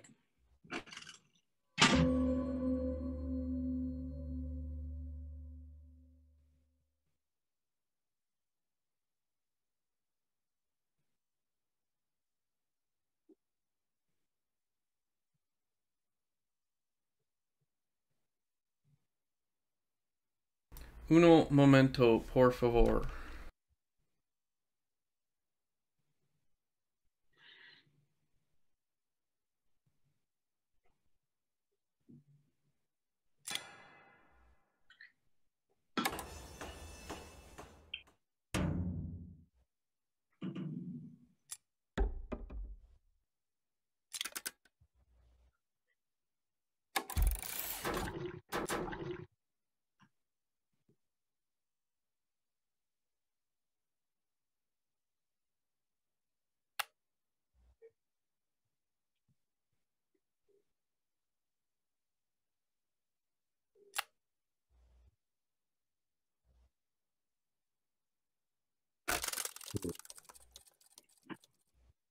Jay, I don't know if you're paying attention to chat, but Doug's asking you a question.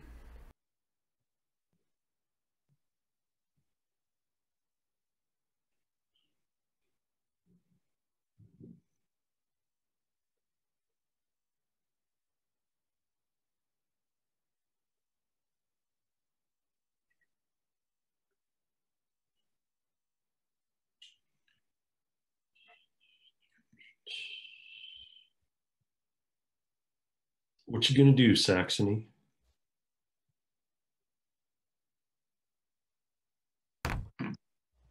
Nice. Encounter time. Encounter time.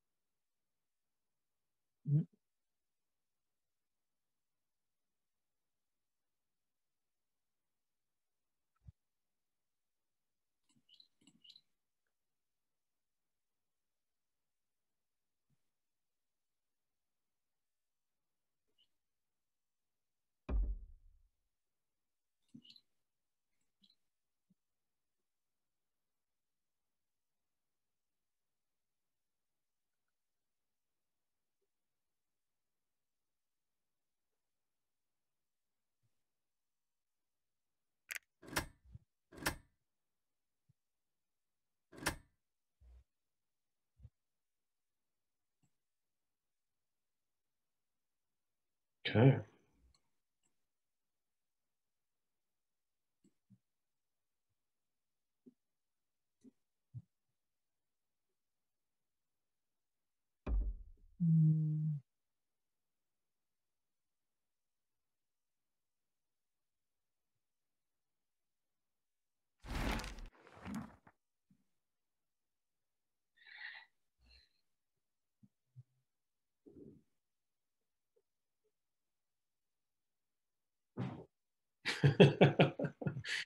I just read the last one. Yeah. It is the end of the age of innocence. Fuck your tree.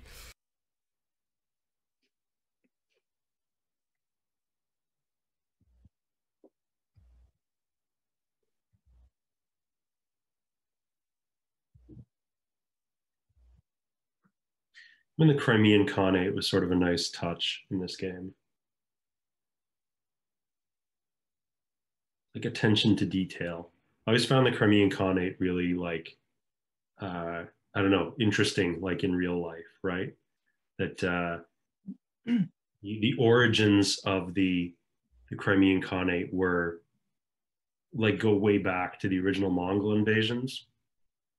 Uh, and the Mongols, or at least that group of Mongols who occupied what is now Ukraine, uh, like converted to Islam, and then later were allied with the Ottomans, and it just like lingered on as like this, you know, Muslim mini empire. in the south of Europe for a long time. I have literally no idea what you're talking about. The group that people would call the Tatars, right? The Crimea is that area right in the south of Ukraine that Russia invaded a few years back.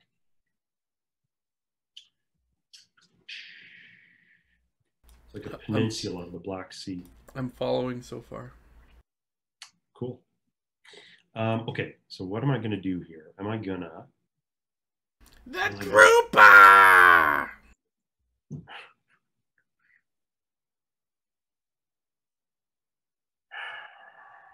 That was my first, and other than this game, only introduction to the word Crimean War.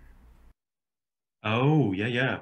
It's when the English were fighting the Ottomans, I believe. Well, the English and Russians against the Ottomans.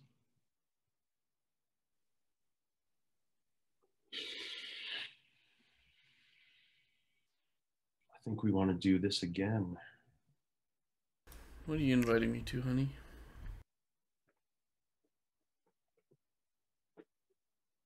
My first puzzle. Woohoo! Tutorial.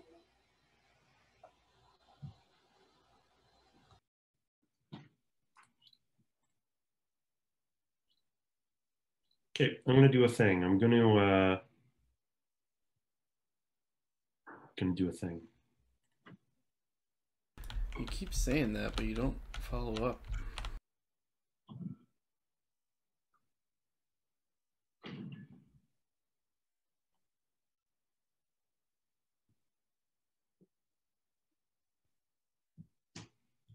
Enlisting a recruit? Mm-hmm. I should get a combat card for that. Really? Yeah, I've got all my recruits, so... Oh, come on, man! Got to strike before you get too much more power.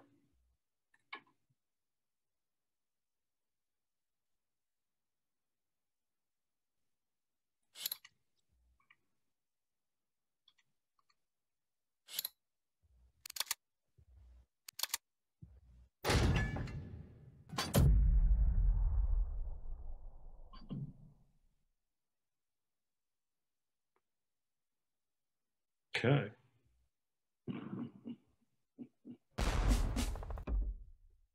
Second star. Getting all your power from? Hmm? Where are you guys getting all your power from? Both of us have unlocked a recruit. So we've used the recruit action to do a thing that gives us power when other people make moves. Also, I have like bought power a couple times with money, which is why I have 0 money.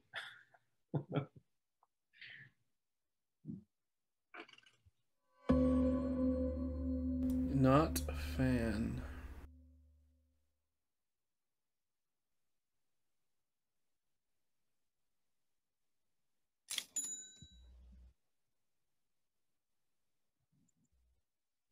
Sorry about that.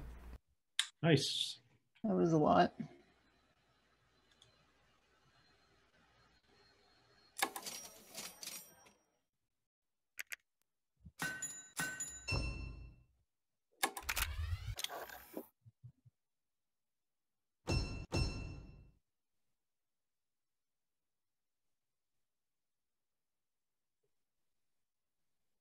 If you have multiple units on a space and somebody attacks you, is there any advantage to that? Like multiple mechs or anything? I don't think so. There does not appear to be, no. Weird. Wow, do you have all your mechs now, Colin? I do have all my mechs. Got $1 because you made a mech. Oh, yeah.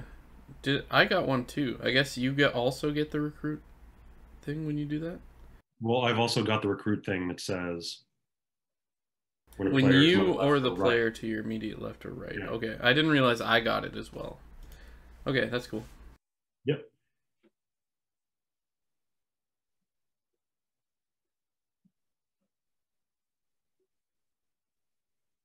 Wow, that actually, like, you always want to be as efficient as possible. That actually adds a little bit of Yup. thought to what to recruit first. It's, man, this game is pretty cool with the systems. Yeah. I don't feel like I'm good at it. Whoa.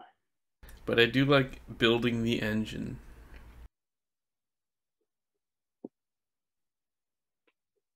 Also, I hate that I was knocked out of the fucking factory.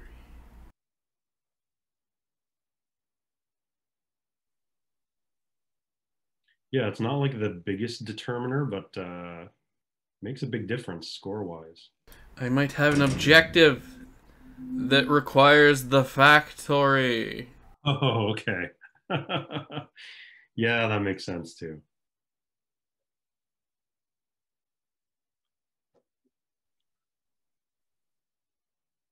I can still do the other objective, actually. I'm gonna buy some power, and then I'm gonna deploy a mech.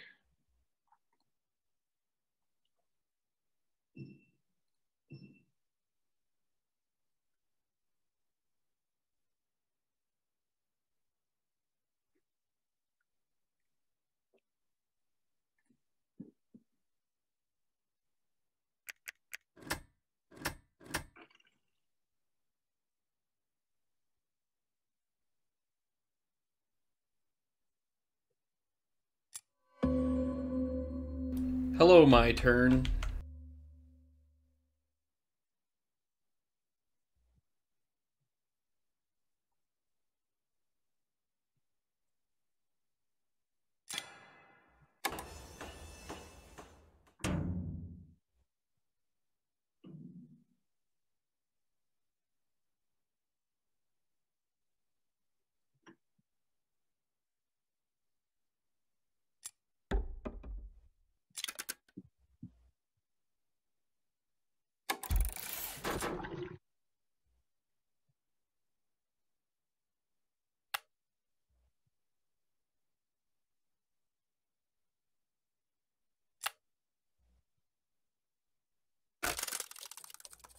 Ooh.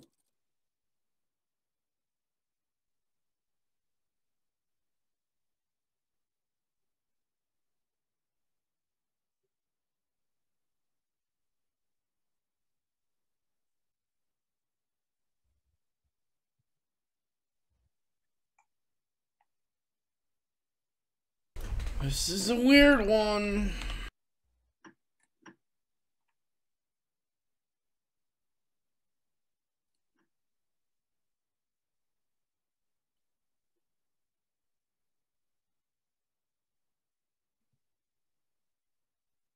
Wow, there's only one building built so far, right? Yep. Pretty weird. Seems to be everyone. And you know what sucks is it's like literally the best thing for me to build. I get the building and 3 gold, but I have no forests near me.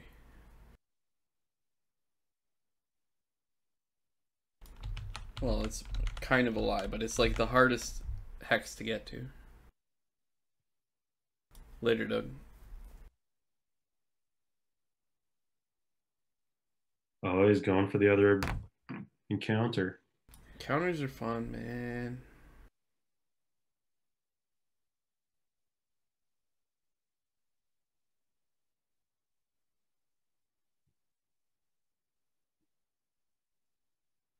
you ever hover over a village long enough to see the tooltip? No. Workers can produce ... other workers here. Yeah, I saw that one. I like it. Oh, right. Yeah. It's like, and don't ask any questions.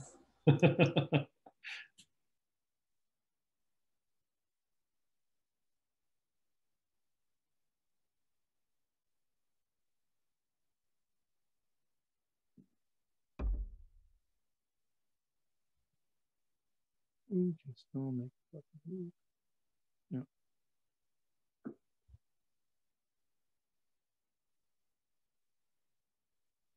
Oh, cool. Yeah, and they pop out. Wow, really moving to close Elizabeth in there. Okay. Yeah, I can go nowhere.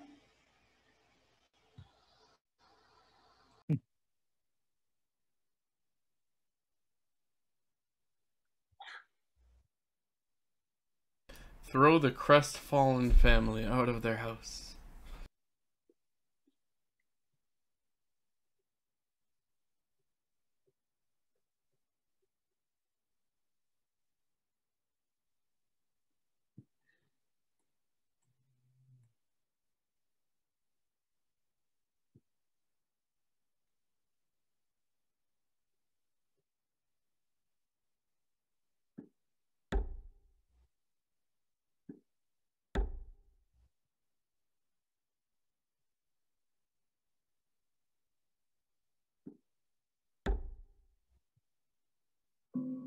Mm-hmm. Roosevelt.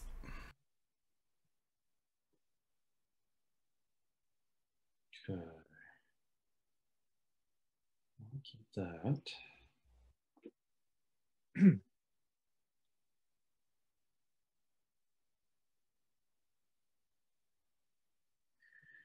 How do I want to play this?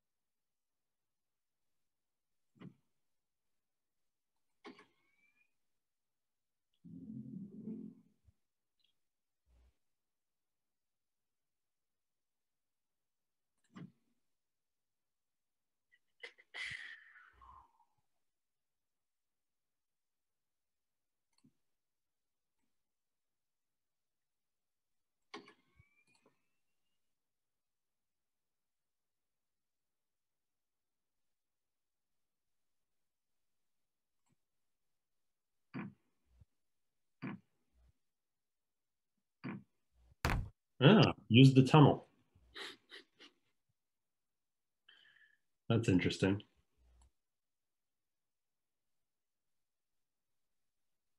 Cool. That was quite the move.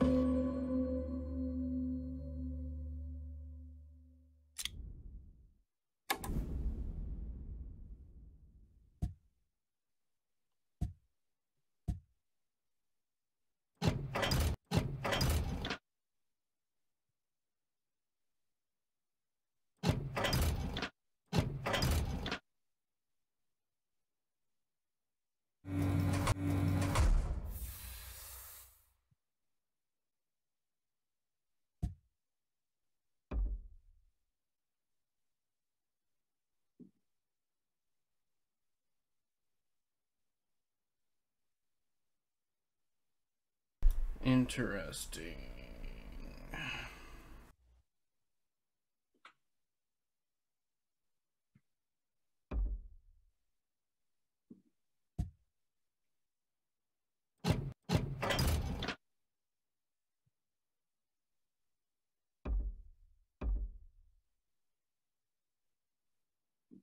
Whoa. Well, that's not good.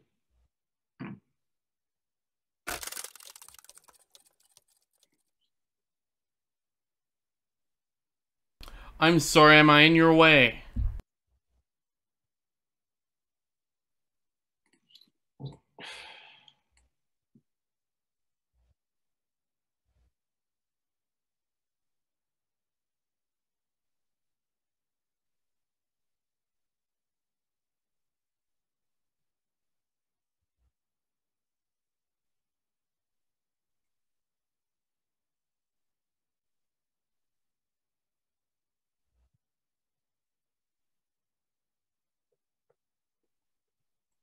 Sorry, just trying to think about what I do here.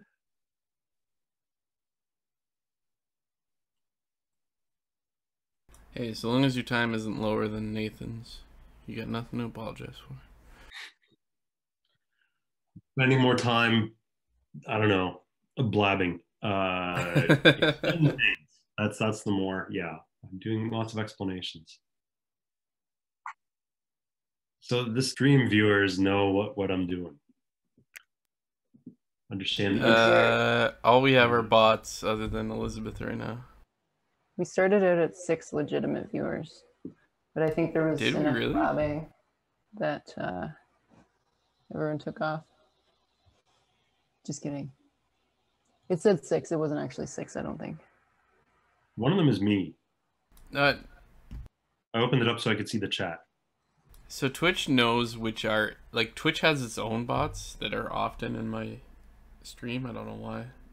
Okay. But they don't count them as in the viewer count, hun. No, I was counting the viewer count. Oh, It said 6 viewers at the top. that's cool. But like when I opened it up, it was like your brother and Supra and Doug. Oh, I didn't even, John didn't even say anything. No, he wasn't in for very long.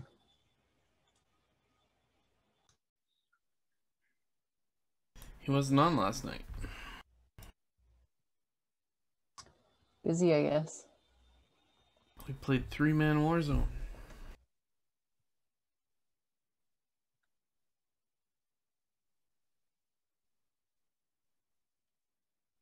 New mech.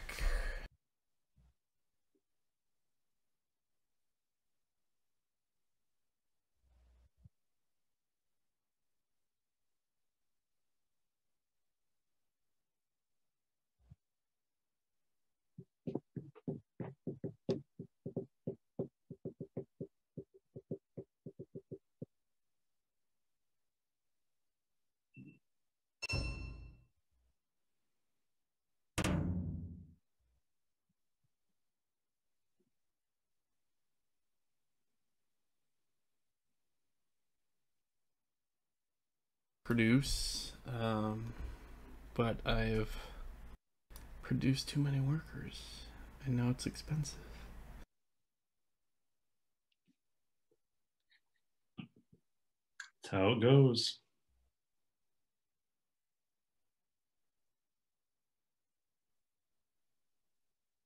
Don't get me wrong, it's brilliant game design. I just kind of hate it. Hmm.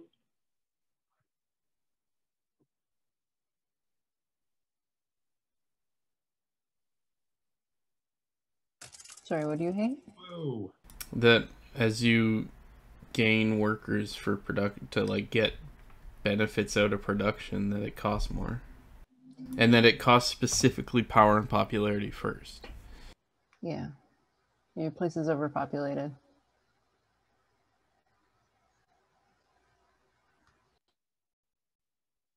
Like, I got money, I'll pay the money, but no, money is the last extra cost.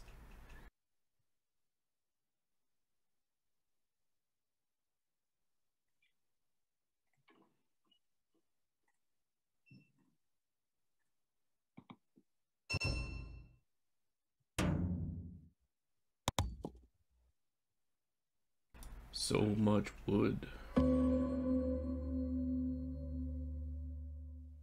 Okay, so I moved last turn. I can't move this turn. I ain't got resources to build just randomly.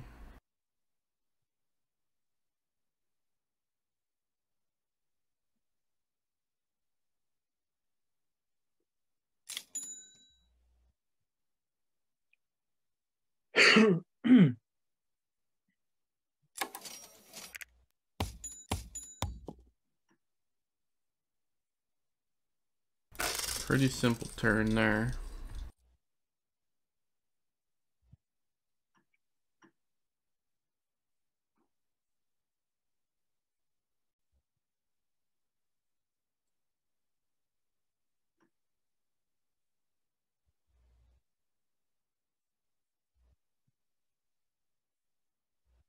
So at work right now,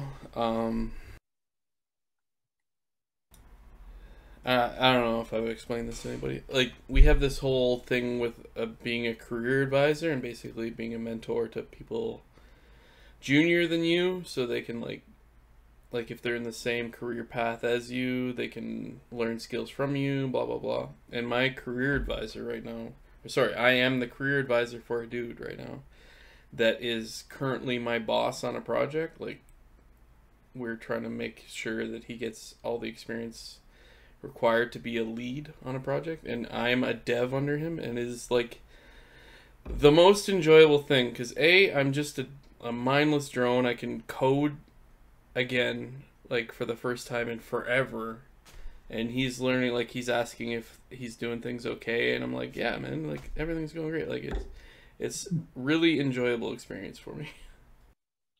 Right on. And that is supposed to last, like, this just started this week, and that is supposed to last until like December for me. So work might actually be somewhat enjoyable, at least for half a week every week until December. Mainly because I like this dude. Like, I really do like the guy that I'm talking about, and B, I get to actually code again as opposed to just being like a delegator. So Oh, what was that just popped up? I saw it as well, but did not see it quickly. You did an objective. Oh, Objective completed. nice. I didn't see what it was. Yeah. In the turn with 3 tunnels under your control. Ah. cool.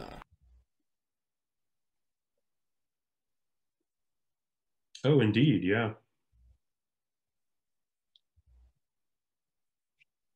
And you know what? I just noticed you'd referenced this earlier, Colin. Damien's got one hex that's under his control just from the building. Yeah. Being there, right? The windmill is under Damien's control with no movable entity on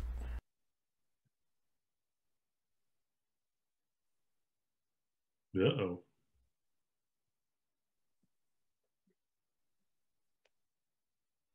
She's powering up.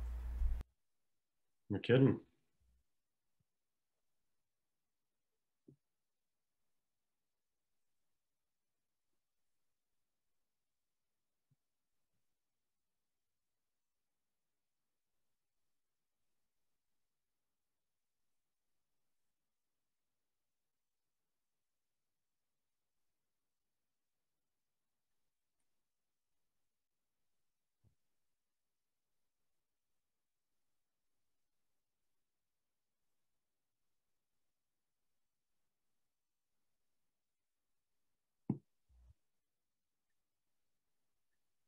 Extra heart.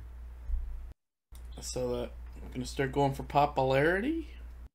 That gave me power. I need some more popularity if I'm gonna make more babies. Okay,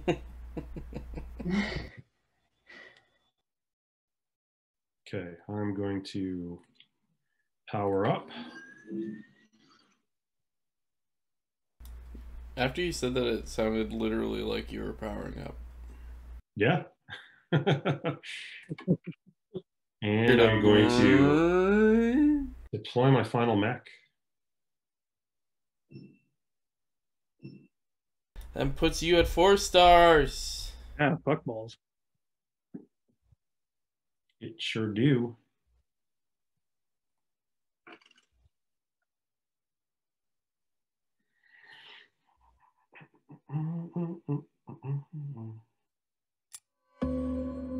And I get money for that. Okay, cool. What is my play?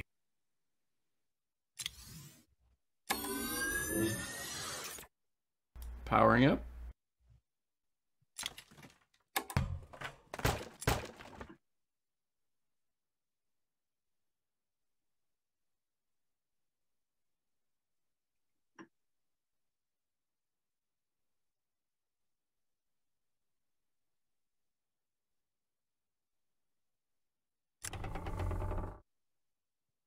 Okay, so when you build, you need actual workers on the spot.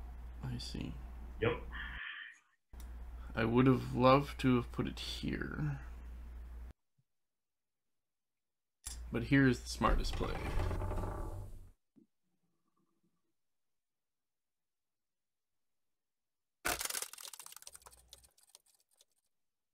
That gives me popularity. You're not popular though. Don't get in over your head. Actually, I'm the most popular one in the game right now. That's just a miscount.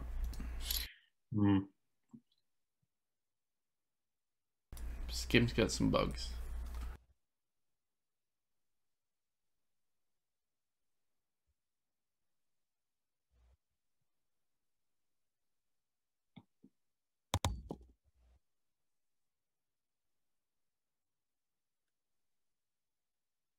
I wish you wouldn't take control away from me.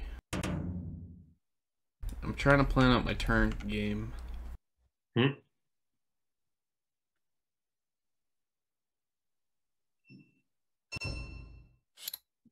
So I've had I suppose similar to you, although somewhat more stressful from the sound of it at work. Like I said earlier, we've been dealing with, two big initiatives, and because all of the high level planning also requires, somewhat specific program knowledge, I've been getting to sit in on lots of conference calls for in a couple of cases, my boss's boss's boss, which has been somewhat interesting. Wow. Lots of levels of management at the CRA. That's not a big shocker. But I'm trying to think of my boss's boss's boss, and if one exists. And I think it does now that we've been acquired by Cognizant.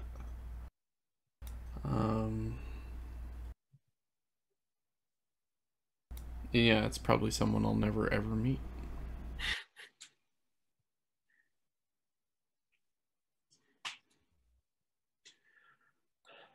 I don't know if we talked about this. So I was working for iMason. They got acquired by New Signature like 5 years ago. Mm-hmm. They just got acquired by a company called Cognizant, which is a massive, massive consulting company. Like, we are going from 300 employees to 300,000 employees. Damn. Yeah. So we're part of like a giant corporate machine now. In the short term, that doesn't really mean anything for me. In the long term, I have no idea.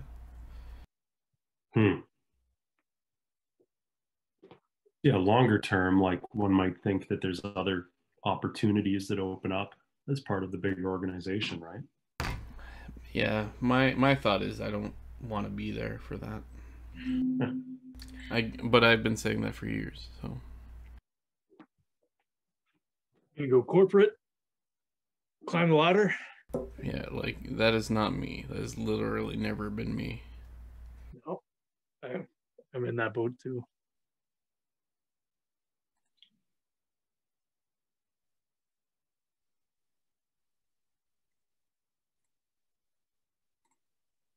And I think it's been a difficult realization for me to realize that I don't even care. Like, this isn't even a career I care about. Ian and I are starting our own shit. It's starting off slow, mostly because of me. But I think I care more about that than I do about my actual job. I think a lot of people feel the same way. You're not alone. I like my job. This week has been the fucking week from like absolute nightmare week. Doing like a production push for a huge thing, and then our lead architect or our architect had heart surgery yesterday, so I got thrown in to go and replace him for everything.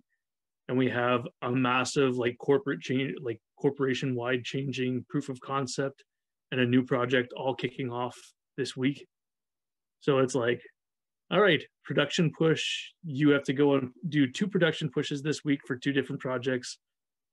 Take over architecting the proof of concept and take over architecting this new project. That is absolute shit management. Like, dude, you got a dude that's doing all this. He's in heart surgery. Just fucking postpone. Like, we've known it's like I've been kind of been hovering around him taking it over, but like the culmination of like all these other projects going into production was not part of the planning. That is absurd. It's not the end of the world. I'm just bitching for the sake of bitching. Oh no, and I haven't seen a situation as bad as that, but like I've seen similar situations. Like I was recently on a POC for a sales endeavor that has gone way over budget because like the benefits outweigh the over budget. Like it'll be millions of dollars and years of work. But like people like a guy that I have worked with for 5 years, like he was on vacation for a week and worked 40 hours that week while he was on vacation just to help this sales push, and I'm like, I hate that shit. Like I'm so angry for him. Like I'm actually working. I get it, but like fuck off. Like they even said like the client wants us to get this right. Like they don't care about a timeline. Like don't pull this guy in on his vacation. Oh, that type of shit pisses me off so much. Well, that's bullshit. Should burn the place to the ground. I might. I'm also looking for my red stapler. Thank you for getting the reference. Okay. So, question before I make my move. Can I move past you without actually fighting you if I want to go to, like, say, this space beside the factory through the space you're on with the tunnel? I think if you enter a space with an enemy leader or mech, you are fighting. Interesting. I think.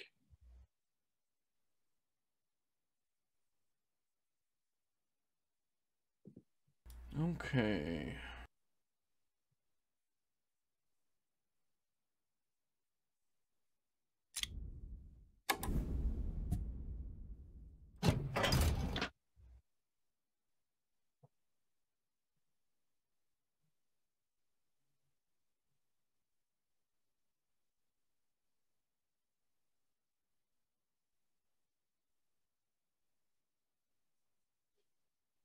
Yeah, you're blocking my way. You motherfucker.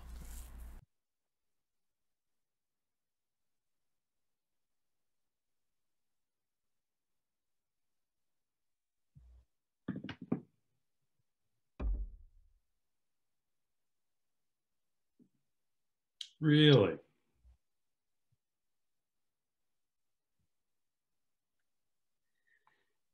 I have goals and ambitions, sir.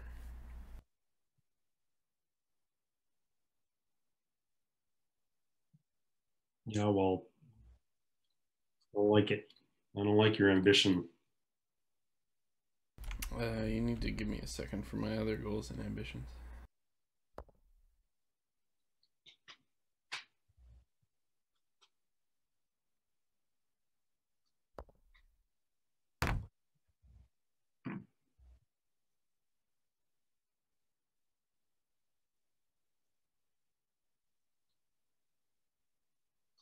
I want those there.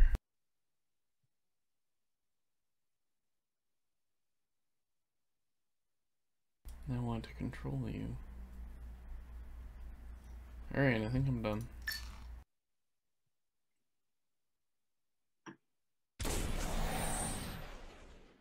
I like that it glows. Oh, damn it. That's right. You have that ability to take away my combat card, right? I do indeed.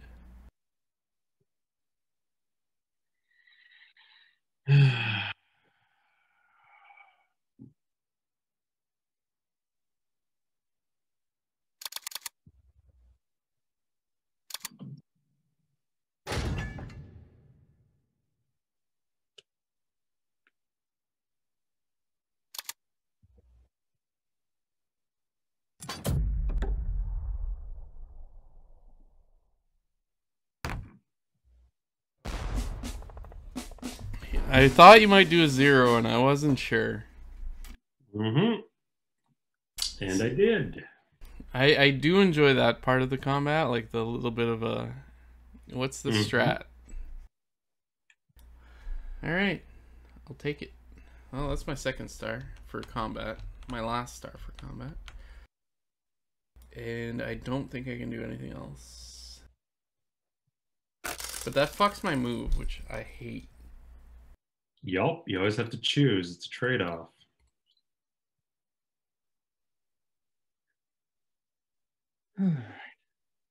That's why I wanted to go over there. Shit.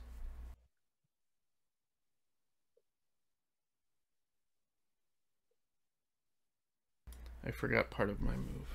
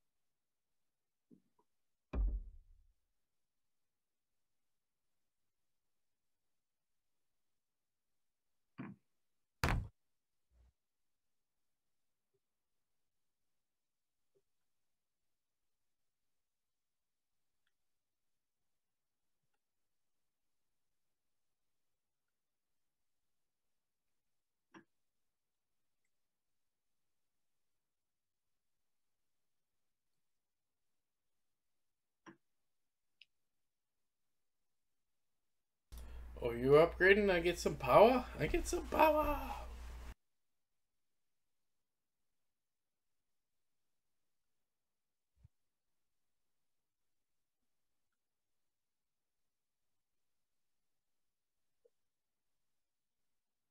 One second. Can I go? Can I go back? No. Oh yeah, I can. Can you? Yeah. Oh, damn. I wasn't able to figure out how to do it. Power! Click around like an idiot and figure itself out. That's how my mom does the internet.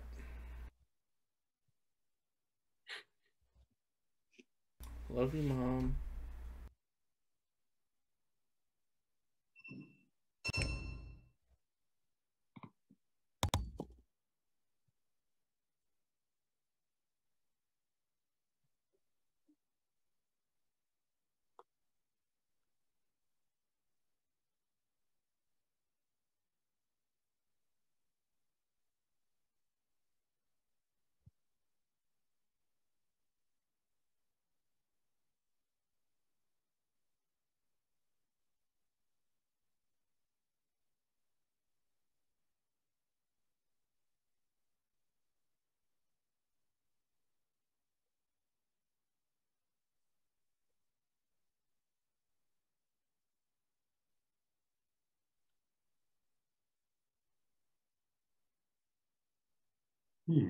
Interesting.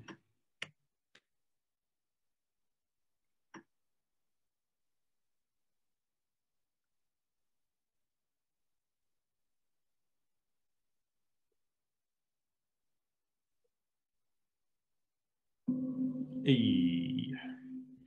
Okay, I think this turn will get me my 5th star.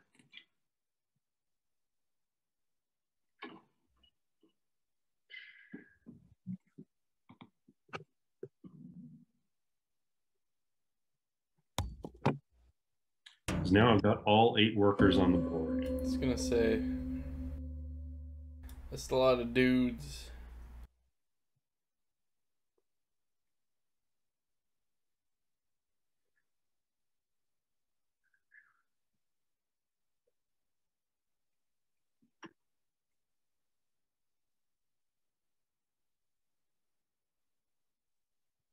Okay.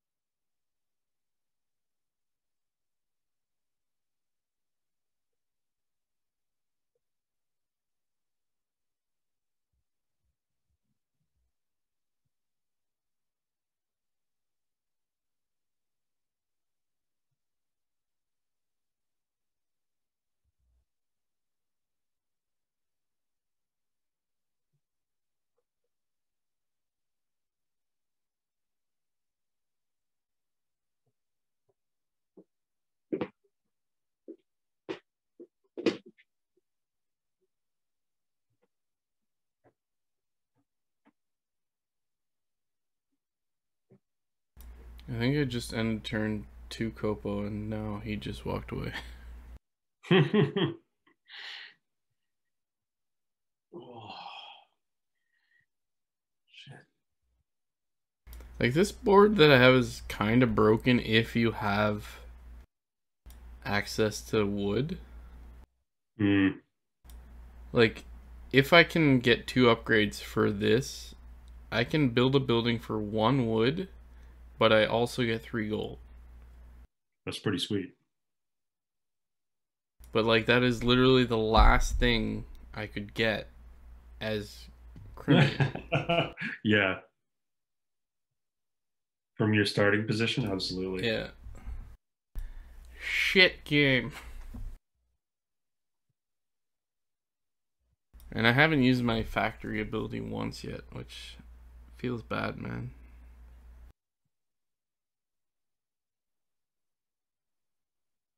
I do like this game a lot.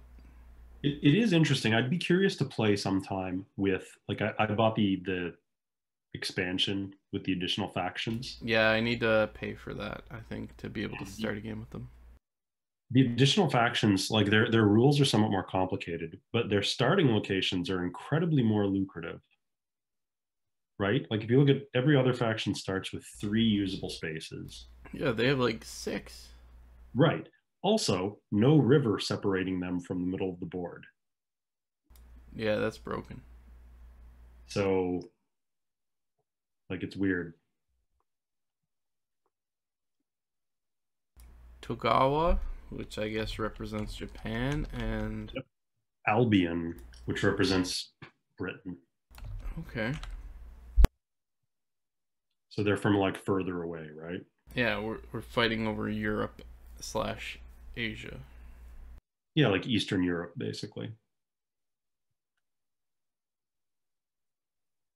Which is why, which is, I think, the artist himself who, like, does all the drawings is Polish, which is why the Polish side is the good guys. And the Germans and Russians are the bad guys. That's not a coincidence.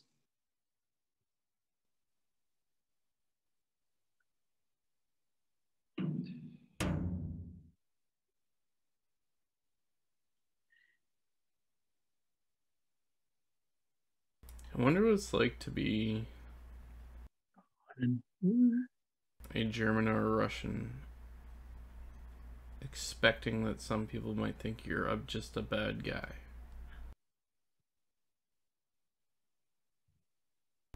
Because, well, Germany's not a bad country anymore. Russia still kind of is. Russia sucks, dude. Yeah. But I work with a guy that is basically lives in Belarus, I think. And dude's awesome. Belarus, the last dictatorship in Europe. Well, he's still a good dude. Yeah, absolutely, right? People from these places can be good, but, like... Yeah, like, people are not their governments. No. Which, I think the biggest proponent for, like, people are their government is the United States. Like, everybody hates America just because, like, man, Americans suck. But even more so now. But at the same time, Russia. And it's, I don't know, I genuinely don't know what it would be like to be from those places, obviously. And, like, be aware enough to recognize that other people feel that way. Mm-hmm. Yeah, but like you're Irish. I'm my family history is Irish. I'm Canadian. And I like drinking. That's fine. I'm not opposed to that. I also like potatoes. Mm. I don't know. It's a weird thing. Like, imagine living as an American. Like, maybe easiest for us is to imagine the stigma of living as an American, hating your own president because he's such a fucking shit rat, and then everyone thinking that the USA is literally the cancer of the world right now.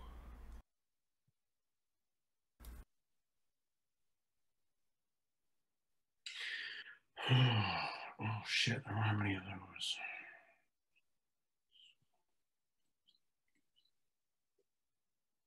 Or, I don't know, somehow being stuck in North Korea.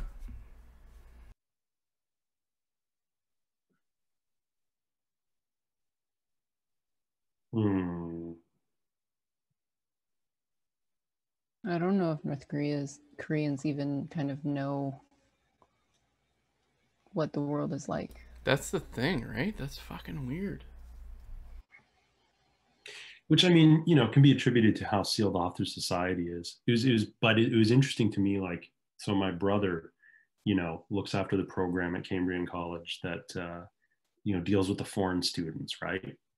And so he in particular has been teaching classes where he's like teaching foreign students for whom English is a second language about, like, you know, how to write academic papers in English kind of deal.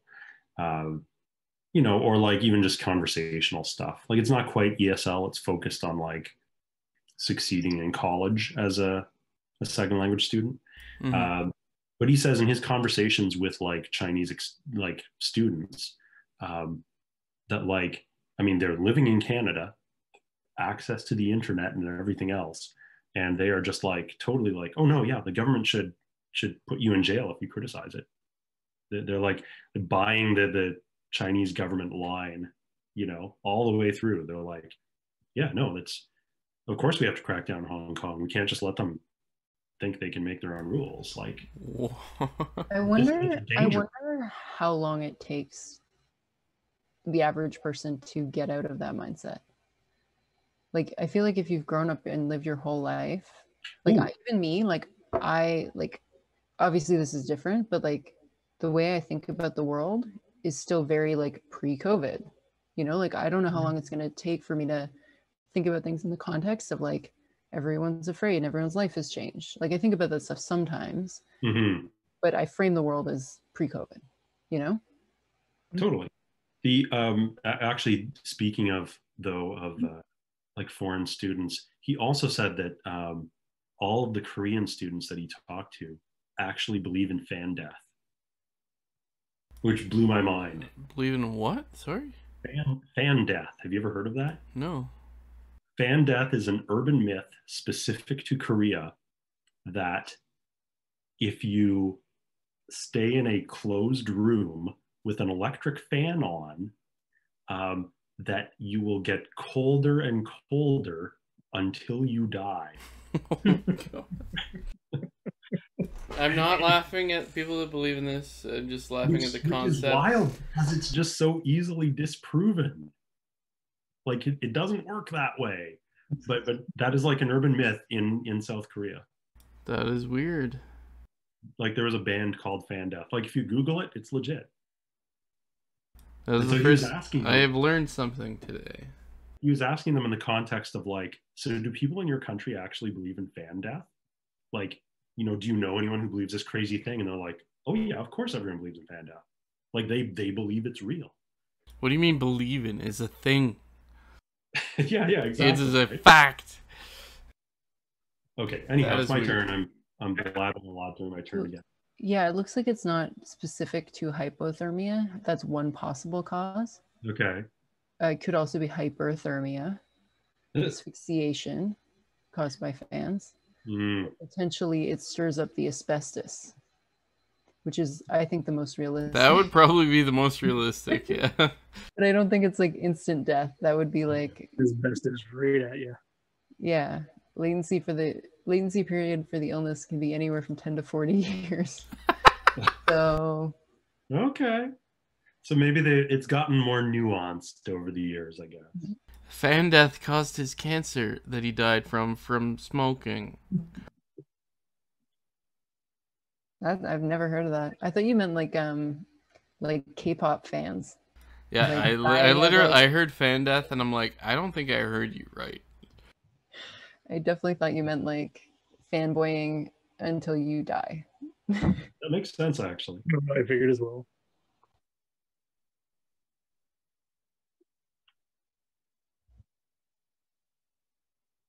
Hmm.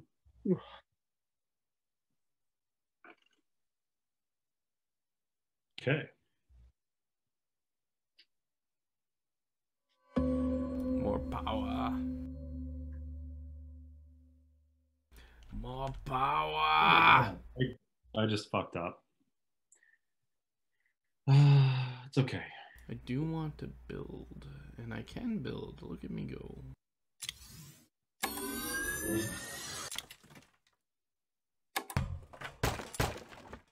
Damn, how much power do you have now? 10.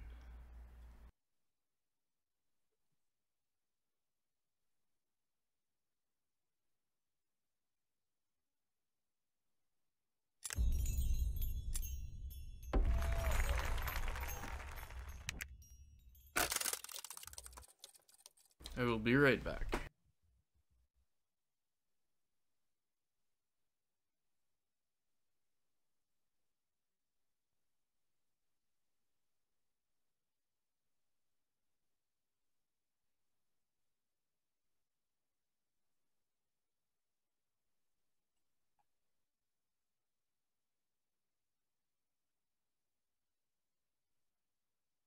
Jesus. Everybody's getting power now.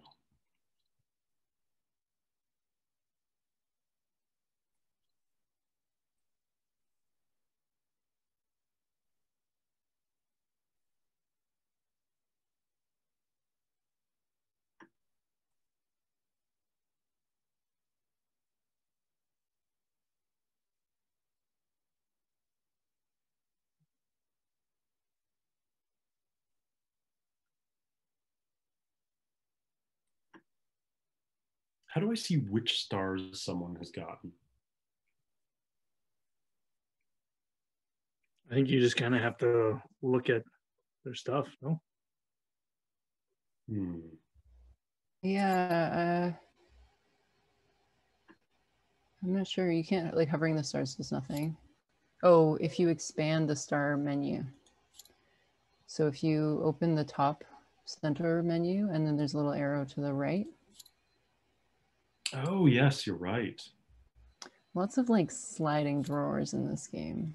There is, eh? In this UI, I guess. Okay. I don't know how to make that drawer go away now that I've opened it. Oh, there we go. Okay. She had a plan.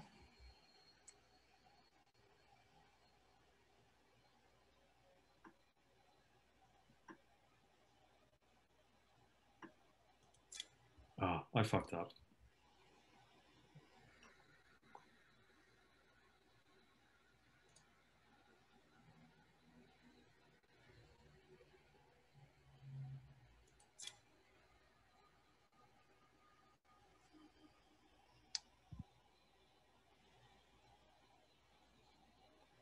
The final thing that you pay for having Workers is gold. Yep. Okay. Okay. You don't pay for having them. You just pay it for producing with them. Yeah, but producing's kind of key. Yeah. As it turns out, it is pretty important to the game. Hi.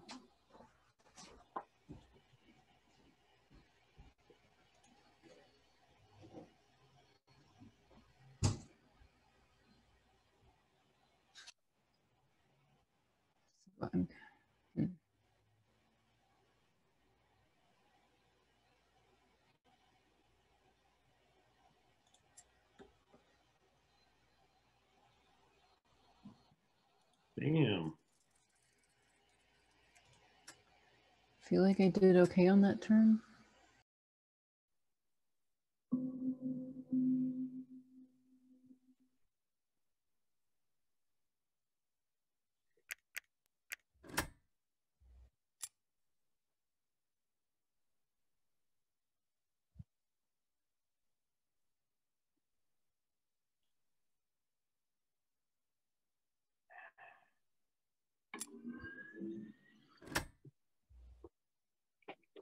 Powering up.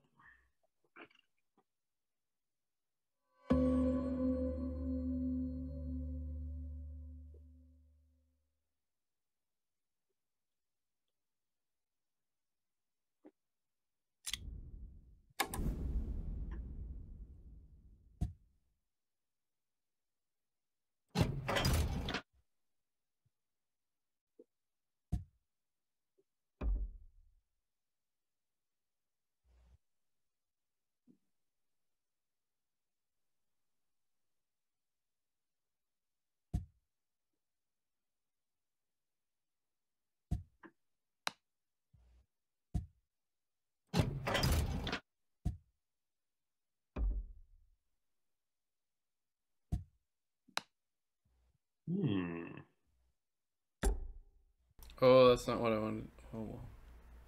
These things happen.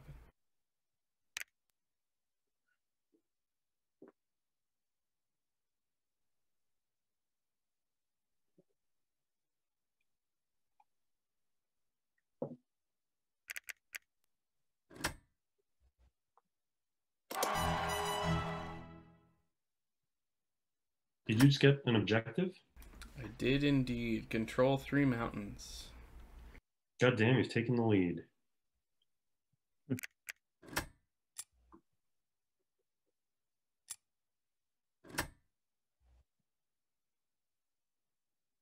I no longer care about my factory objective,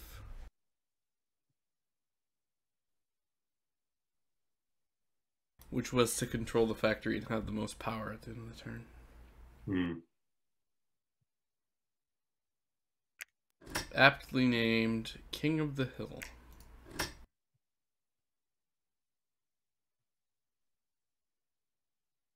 Probably worth a lot of points though. Come here, Bobby. Bobby? What?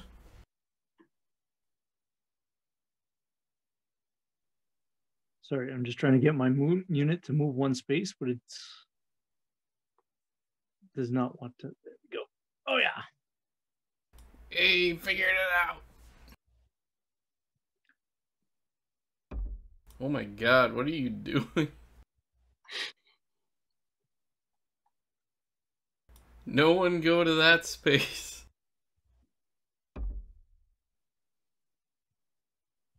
No.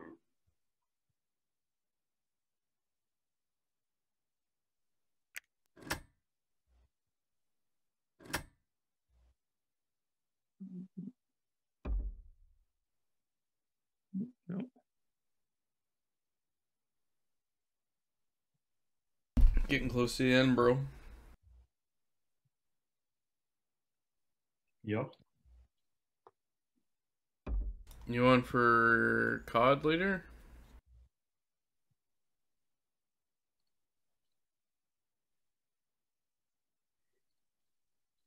You are my bro, though.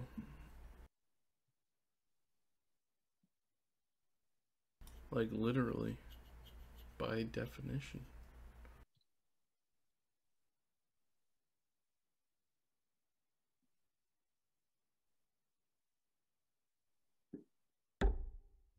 Well, I'm gonna finish this obviously before I join that.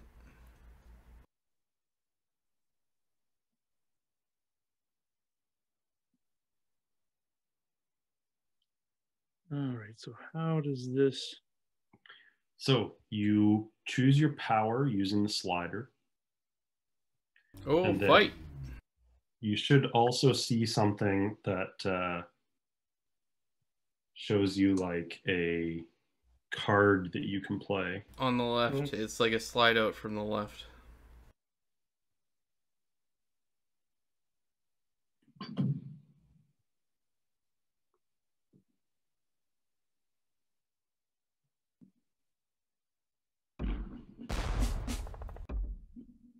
Saxony's victory.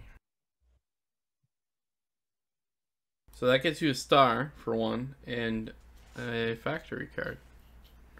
Yeah. It's... Yeah, Jay. Card, I did it only with a mech though. Oh, and you just got an objective too. Yeah, Jay. The like Jeez, I think the 5 stars. Grow was big. Season 4. I think the M4 is still better now in season 5 after they nerfed the Grow. Grow's still worthy to have leveled up though.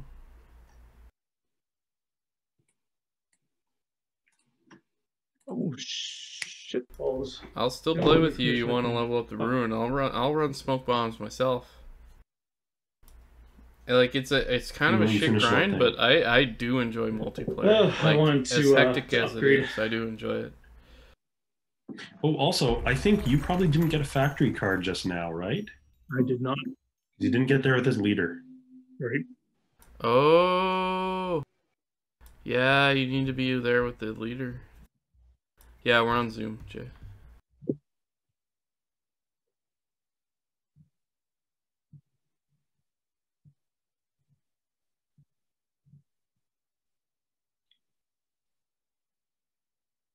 But you control it now, so you just walk your leader up there in 2 turns.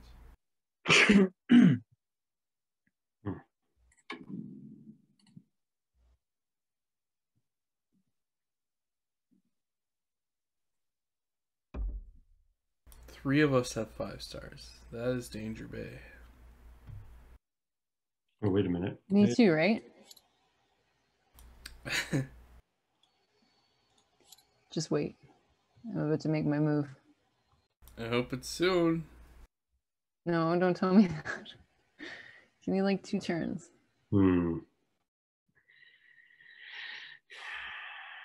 Damn.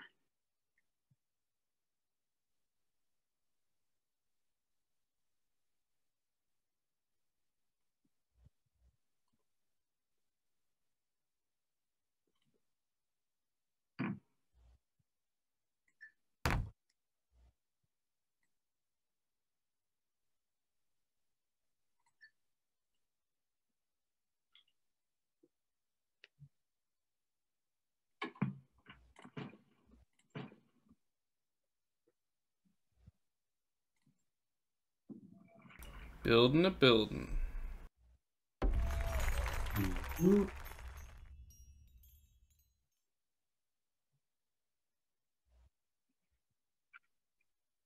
Oh, and I got a popularity for it.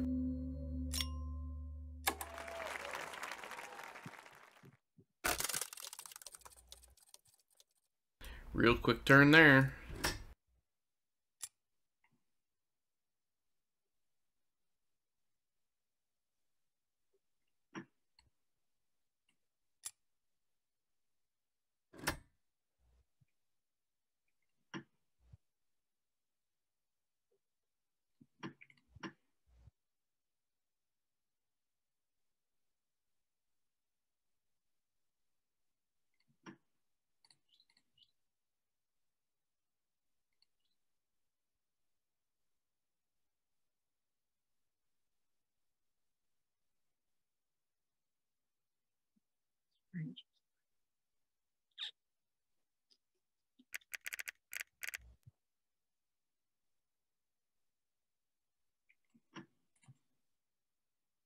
I am definitely interested in playing this game with the expanded dudes. Yeah, they seem sort of complicated. Togawa has like a mechanic that leaves traps on the board. So they get rewarded for like moving around and not holding territory. Fair.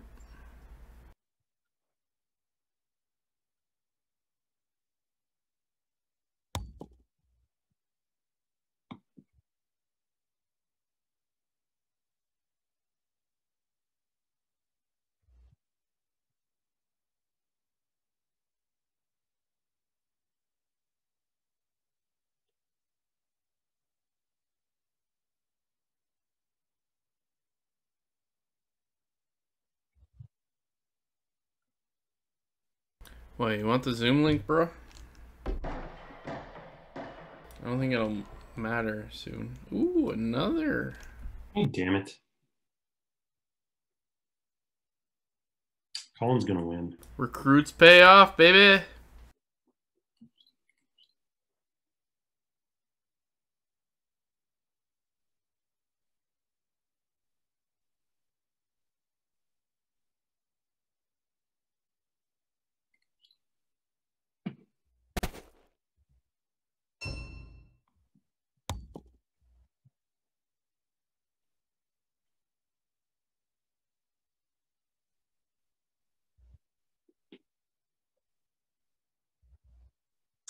Is money or resources worth anything at the end? Resources are, money is not. Okay, thanks. Money is. Oh, really? For a preview, you can see how much money is worth. Oh, just like 1-to-1. Okay. Yeah. If you just click on the score thing, it doesn't show money on that list, but it's not affected by the hearts. It's not affected by popularity. It's just 1-to-1. Yeah. So both are, but if you have high popularity, resources are worth more.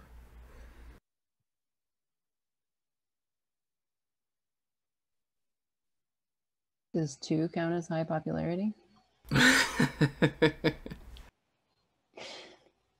It's about, I think that's about my level of popularity in high school. 2. Come on, you got so many high school friends. Yeah, but we were all the losers. I hung out with the losers. That's better than hanging out with the popular kids. I agree.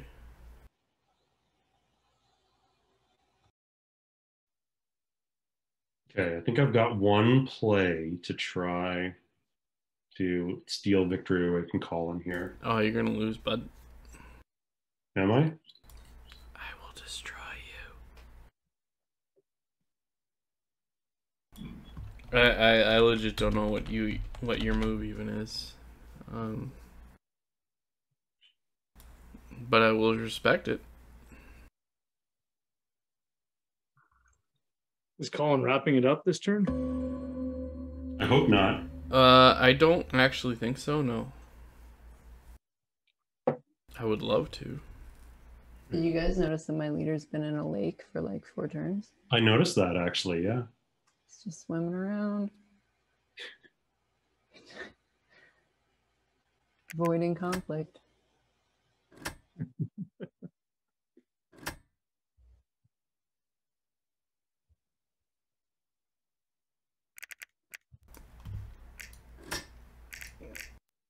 Sorry, I need to figure out, because now I'm actually like, is this a fight?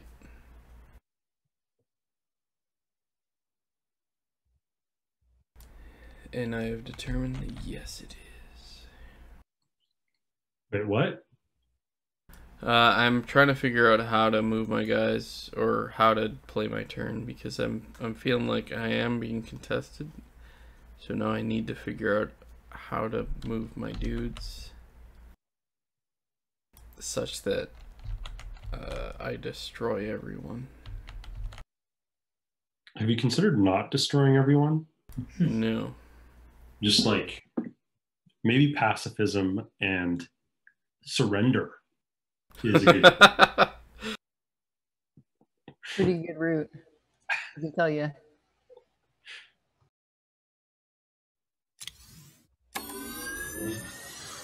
That's not the sound of surrendering. That's the sound of powering up.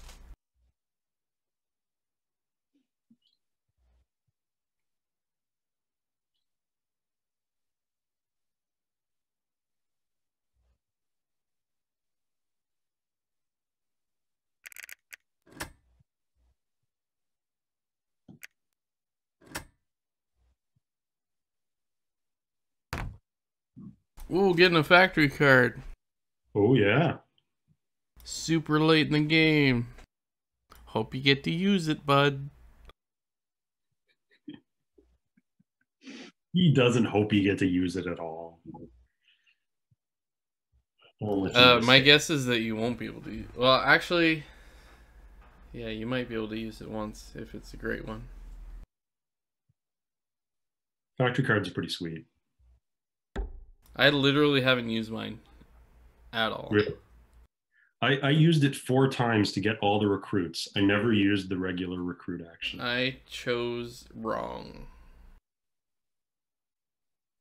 After I had got my upgrades, it made more sense to actually use my normal cards.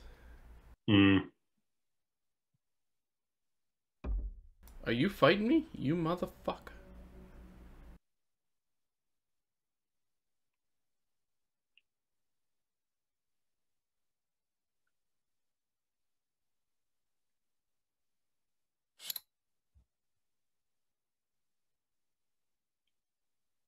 You only have 5 combat. What are you doing?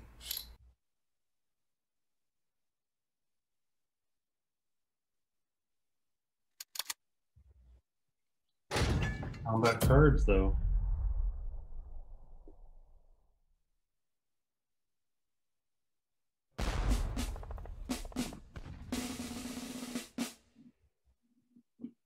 Get out of my spot.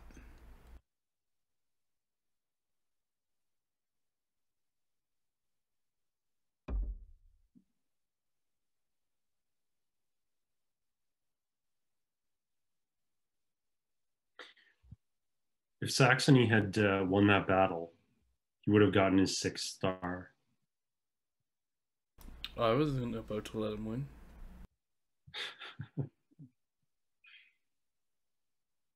I might have let him win. Because he is allowed to get 3 stars for winning combats. Just on the principle of the thing.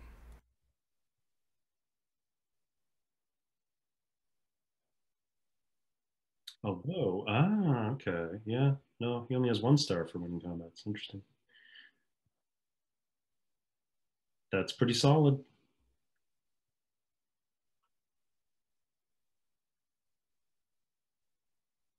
Connected.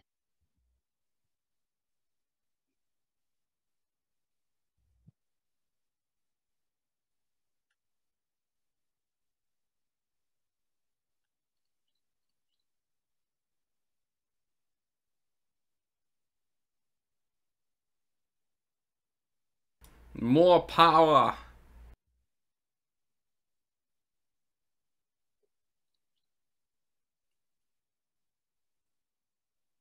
So how does that card work? Do I use it? You use that in combat. Oh, wait. Which card? The factory card? Actually, That's a new action It's a that new you can action. choose to take. So instead of oh, normal, I see. it has 2 new actions. One of them is a move. Yeah, the bottom ones always move, it appears. But it moves that single unit twice.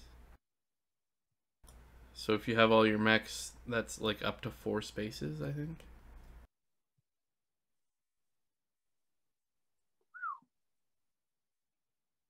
So popular. Oh, no, I'm not. I got a combat card. I want combat cards. Think about this carefully.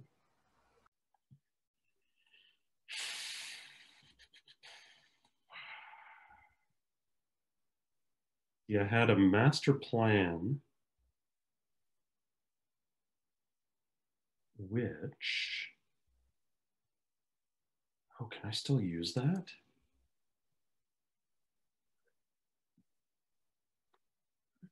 If I select move and then I don't move anything, can I cancel out of that? I wish I knew the answer. Because I'm going to try to use a special movement ability. I think you can if you go to the top right menu, the hamburger menu, and then you click the red button. You can get out of moving if you didn't want to. The red button says exit game for me. Oh, you're being a smartass. Okay. I thought she was genuinely being helpful. Oh no. Ship has sailed. Well, you know what? I'm going to try it. I'm going to try to use this special movement ability, and if I can't use it, my whole turn is fucked.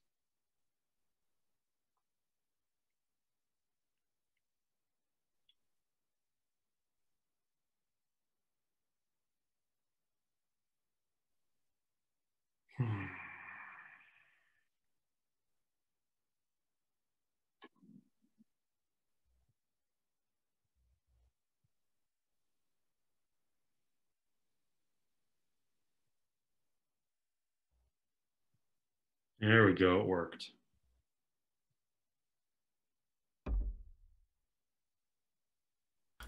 Fighting Copo for the factory.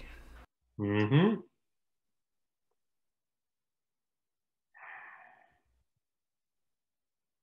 Yeah, this is all that matters. Oof, 12. Oh.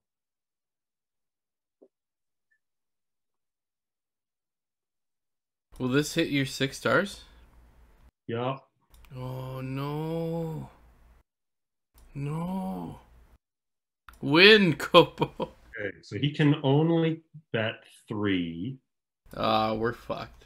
Combat card can only be a 5, so... So you're just gonna yeet all of your shit at it. Fuck! I would have got to 13 hearts.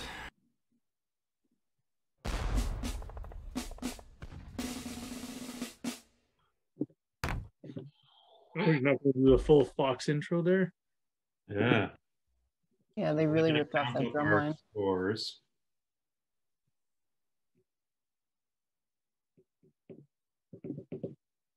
Does this win it for you? If this wins it for you, you son of a bitch.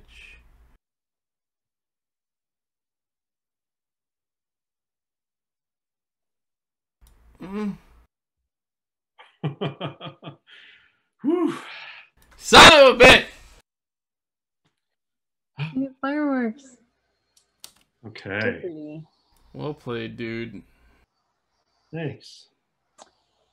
What is the minus 33 for? That's your ELO, your ranking. Oh yeah, Oh. I set it up as a ranked game. Great. Cool. I love that. Son of a bitch. That was fun though. Yeah. This game is awesome. Definitely not the type of game that anybody should ever expect to win their first time playing. Oh, absolutely Absolutely not. not. I should have probably warned you about that, but No, that's the only way to learn. Get your ass handed to you once and then try to do better. see, I know that you expect that, which is what I appreciate about you.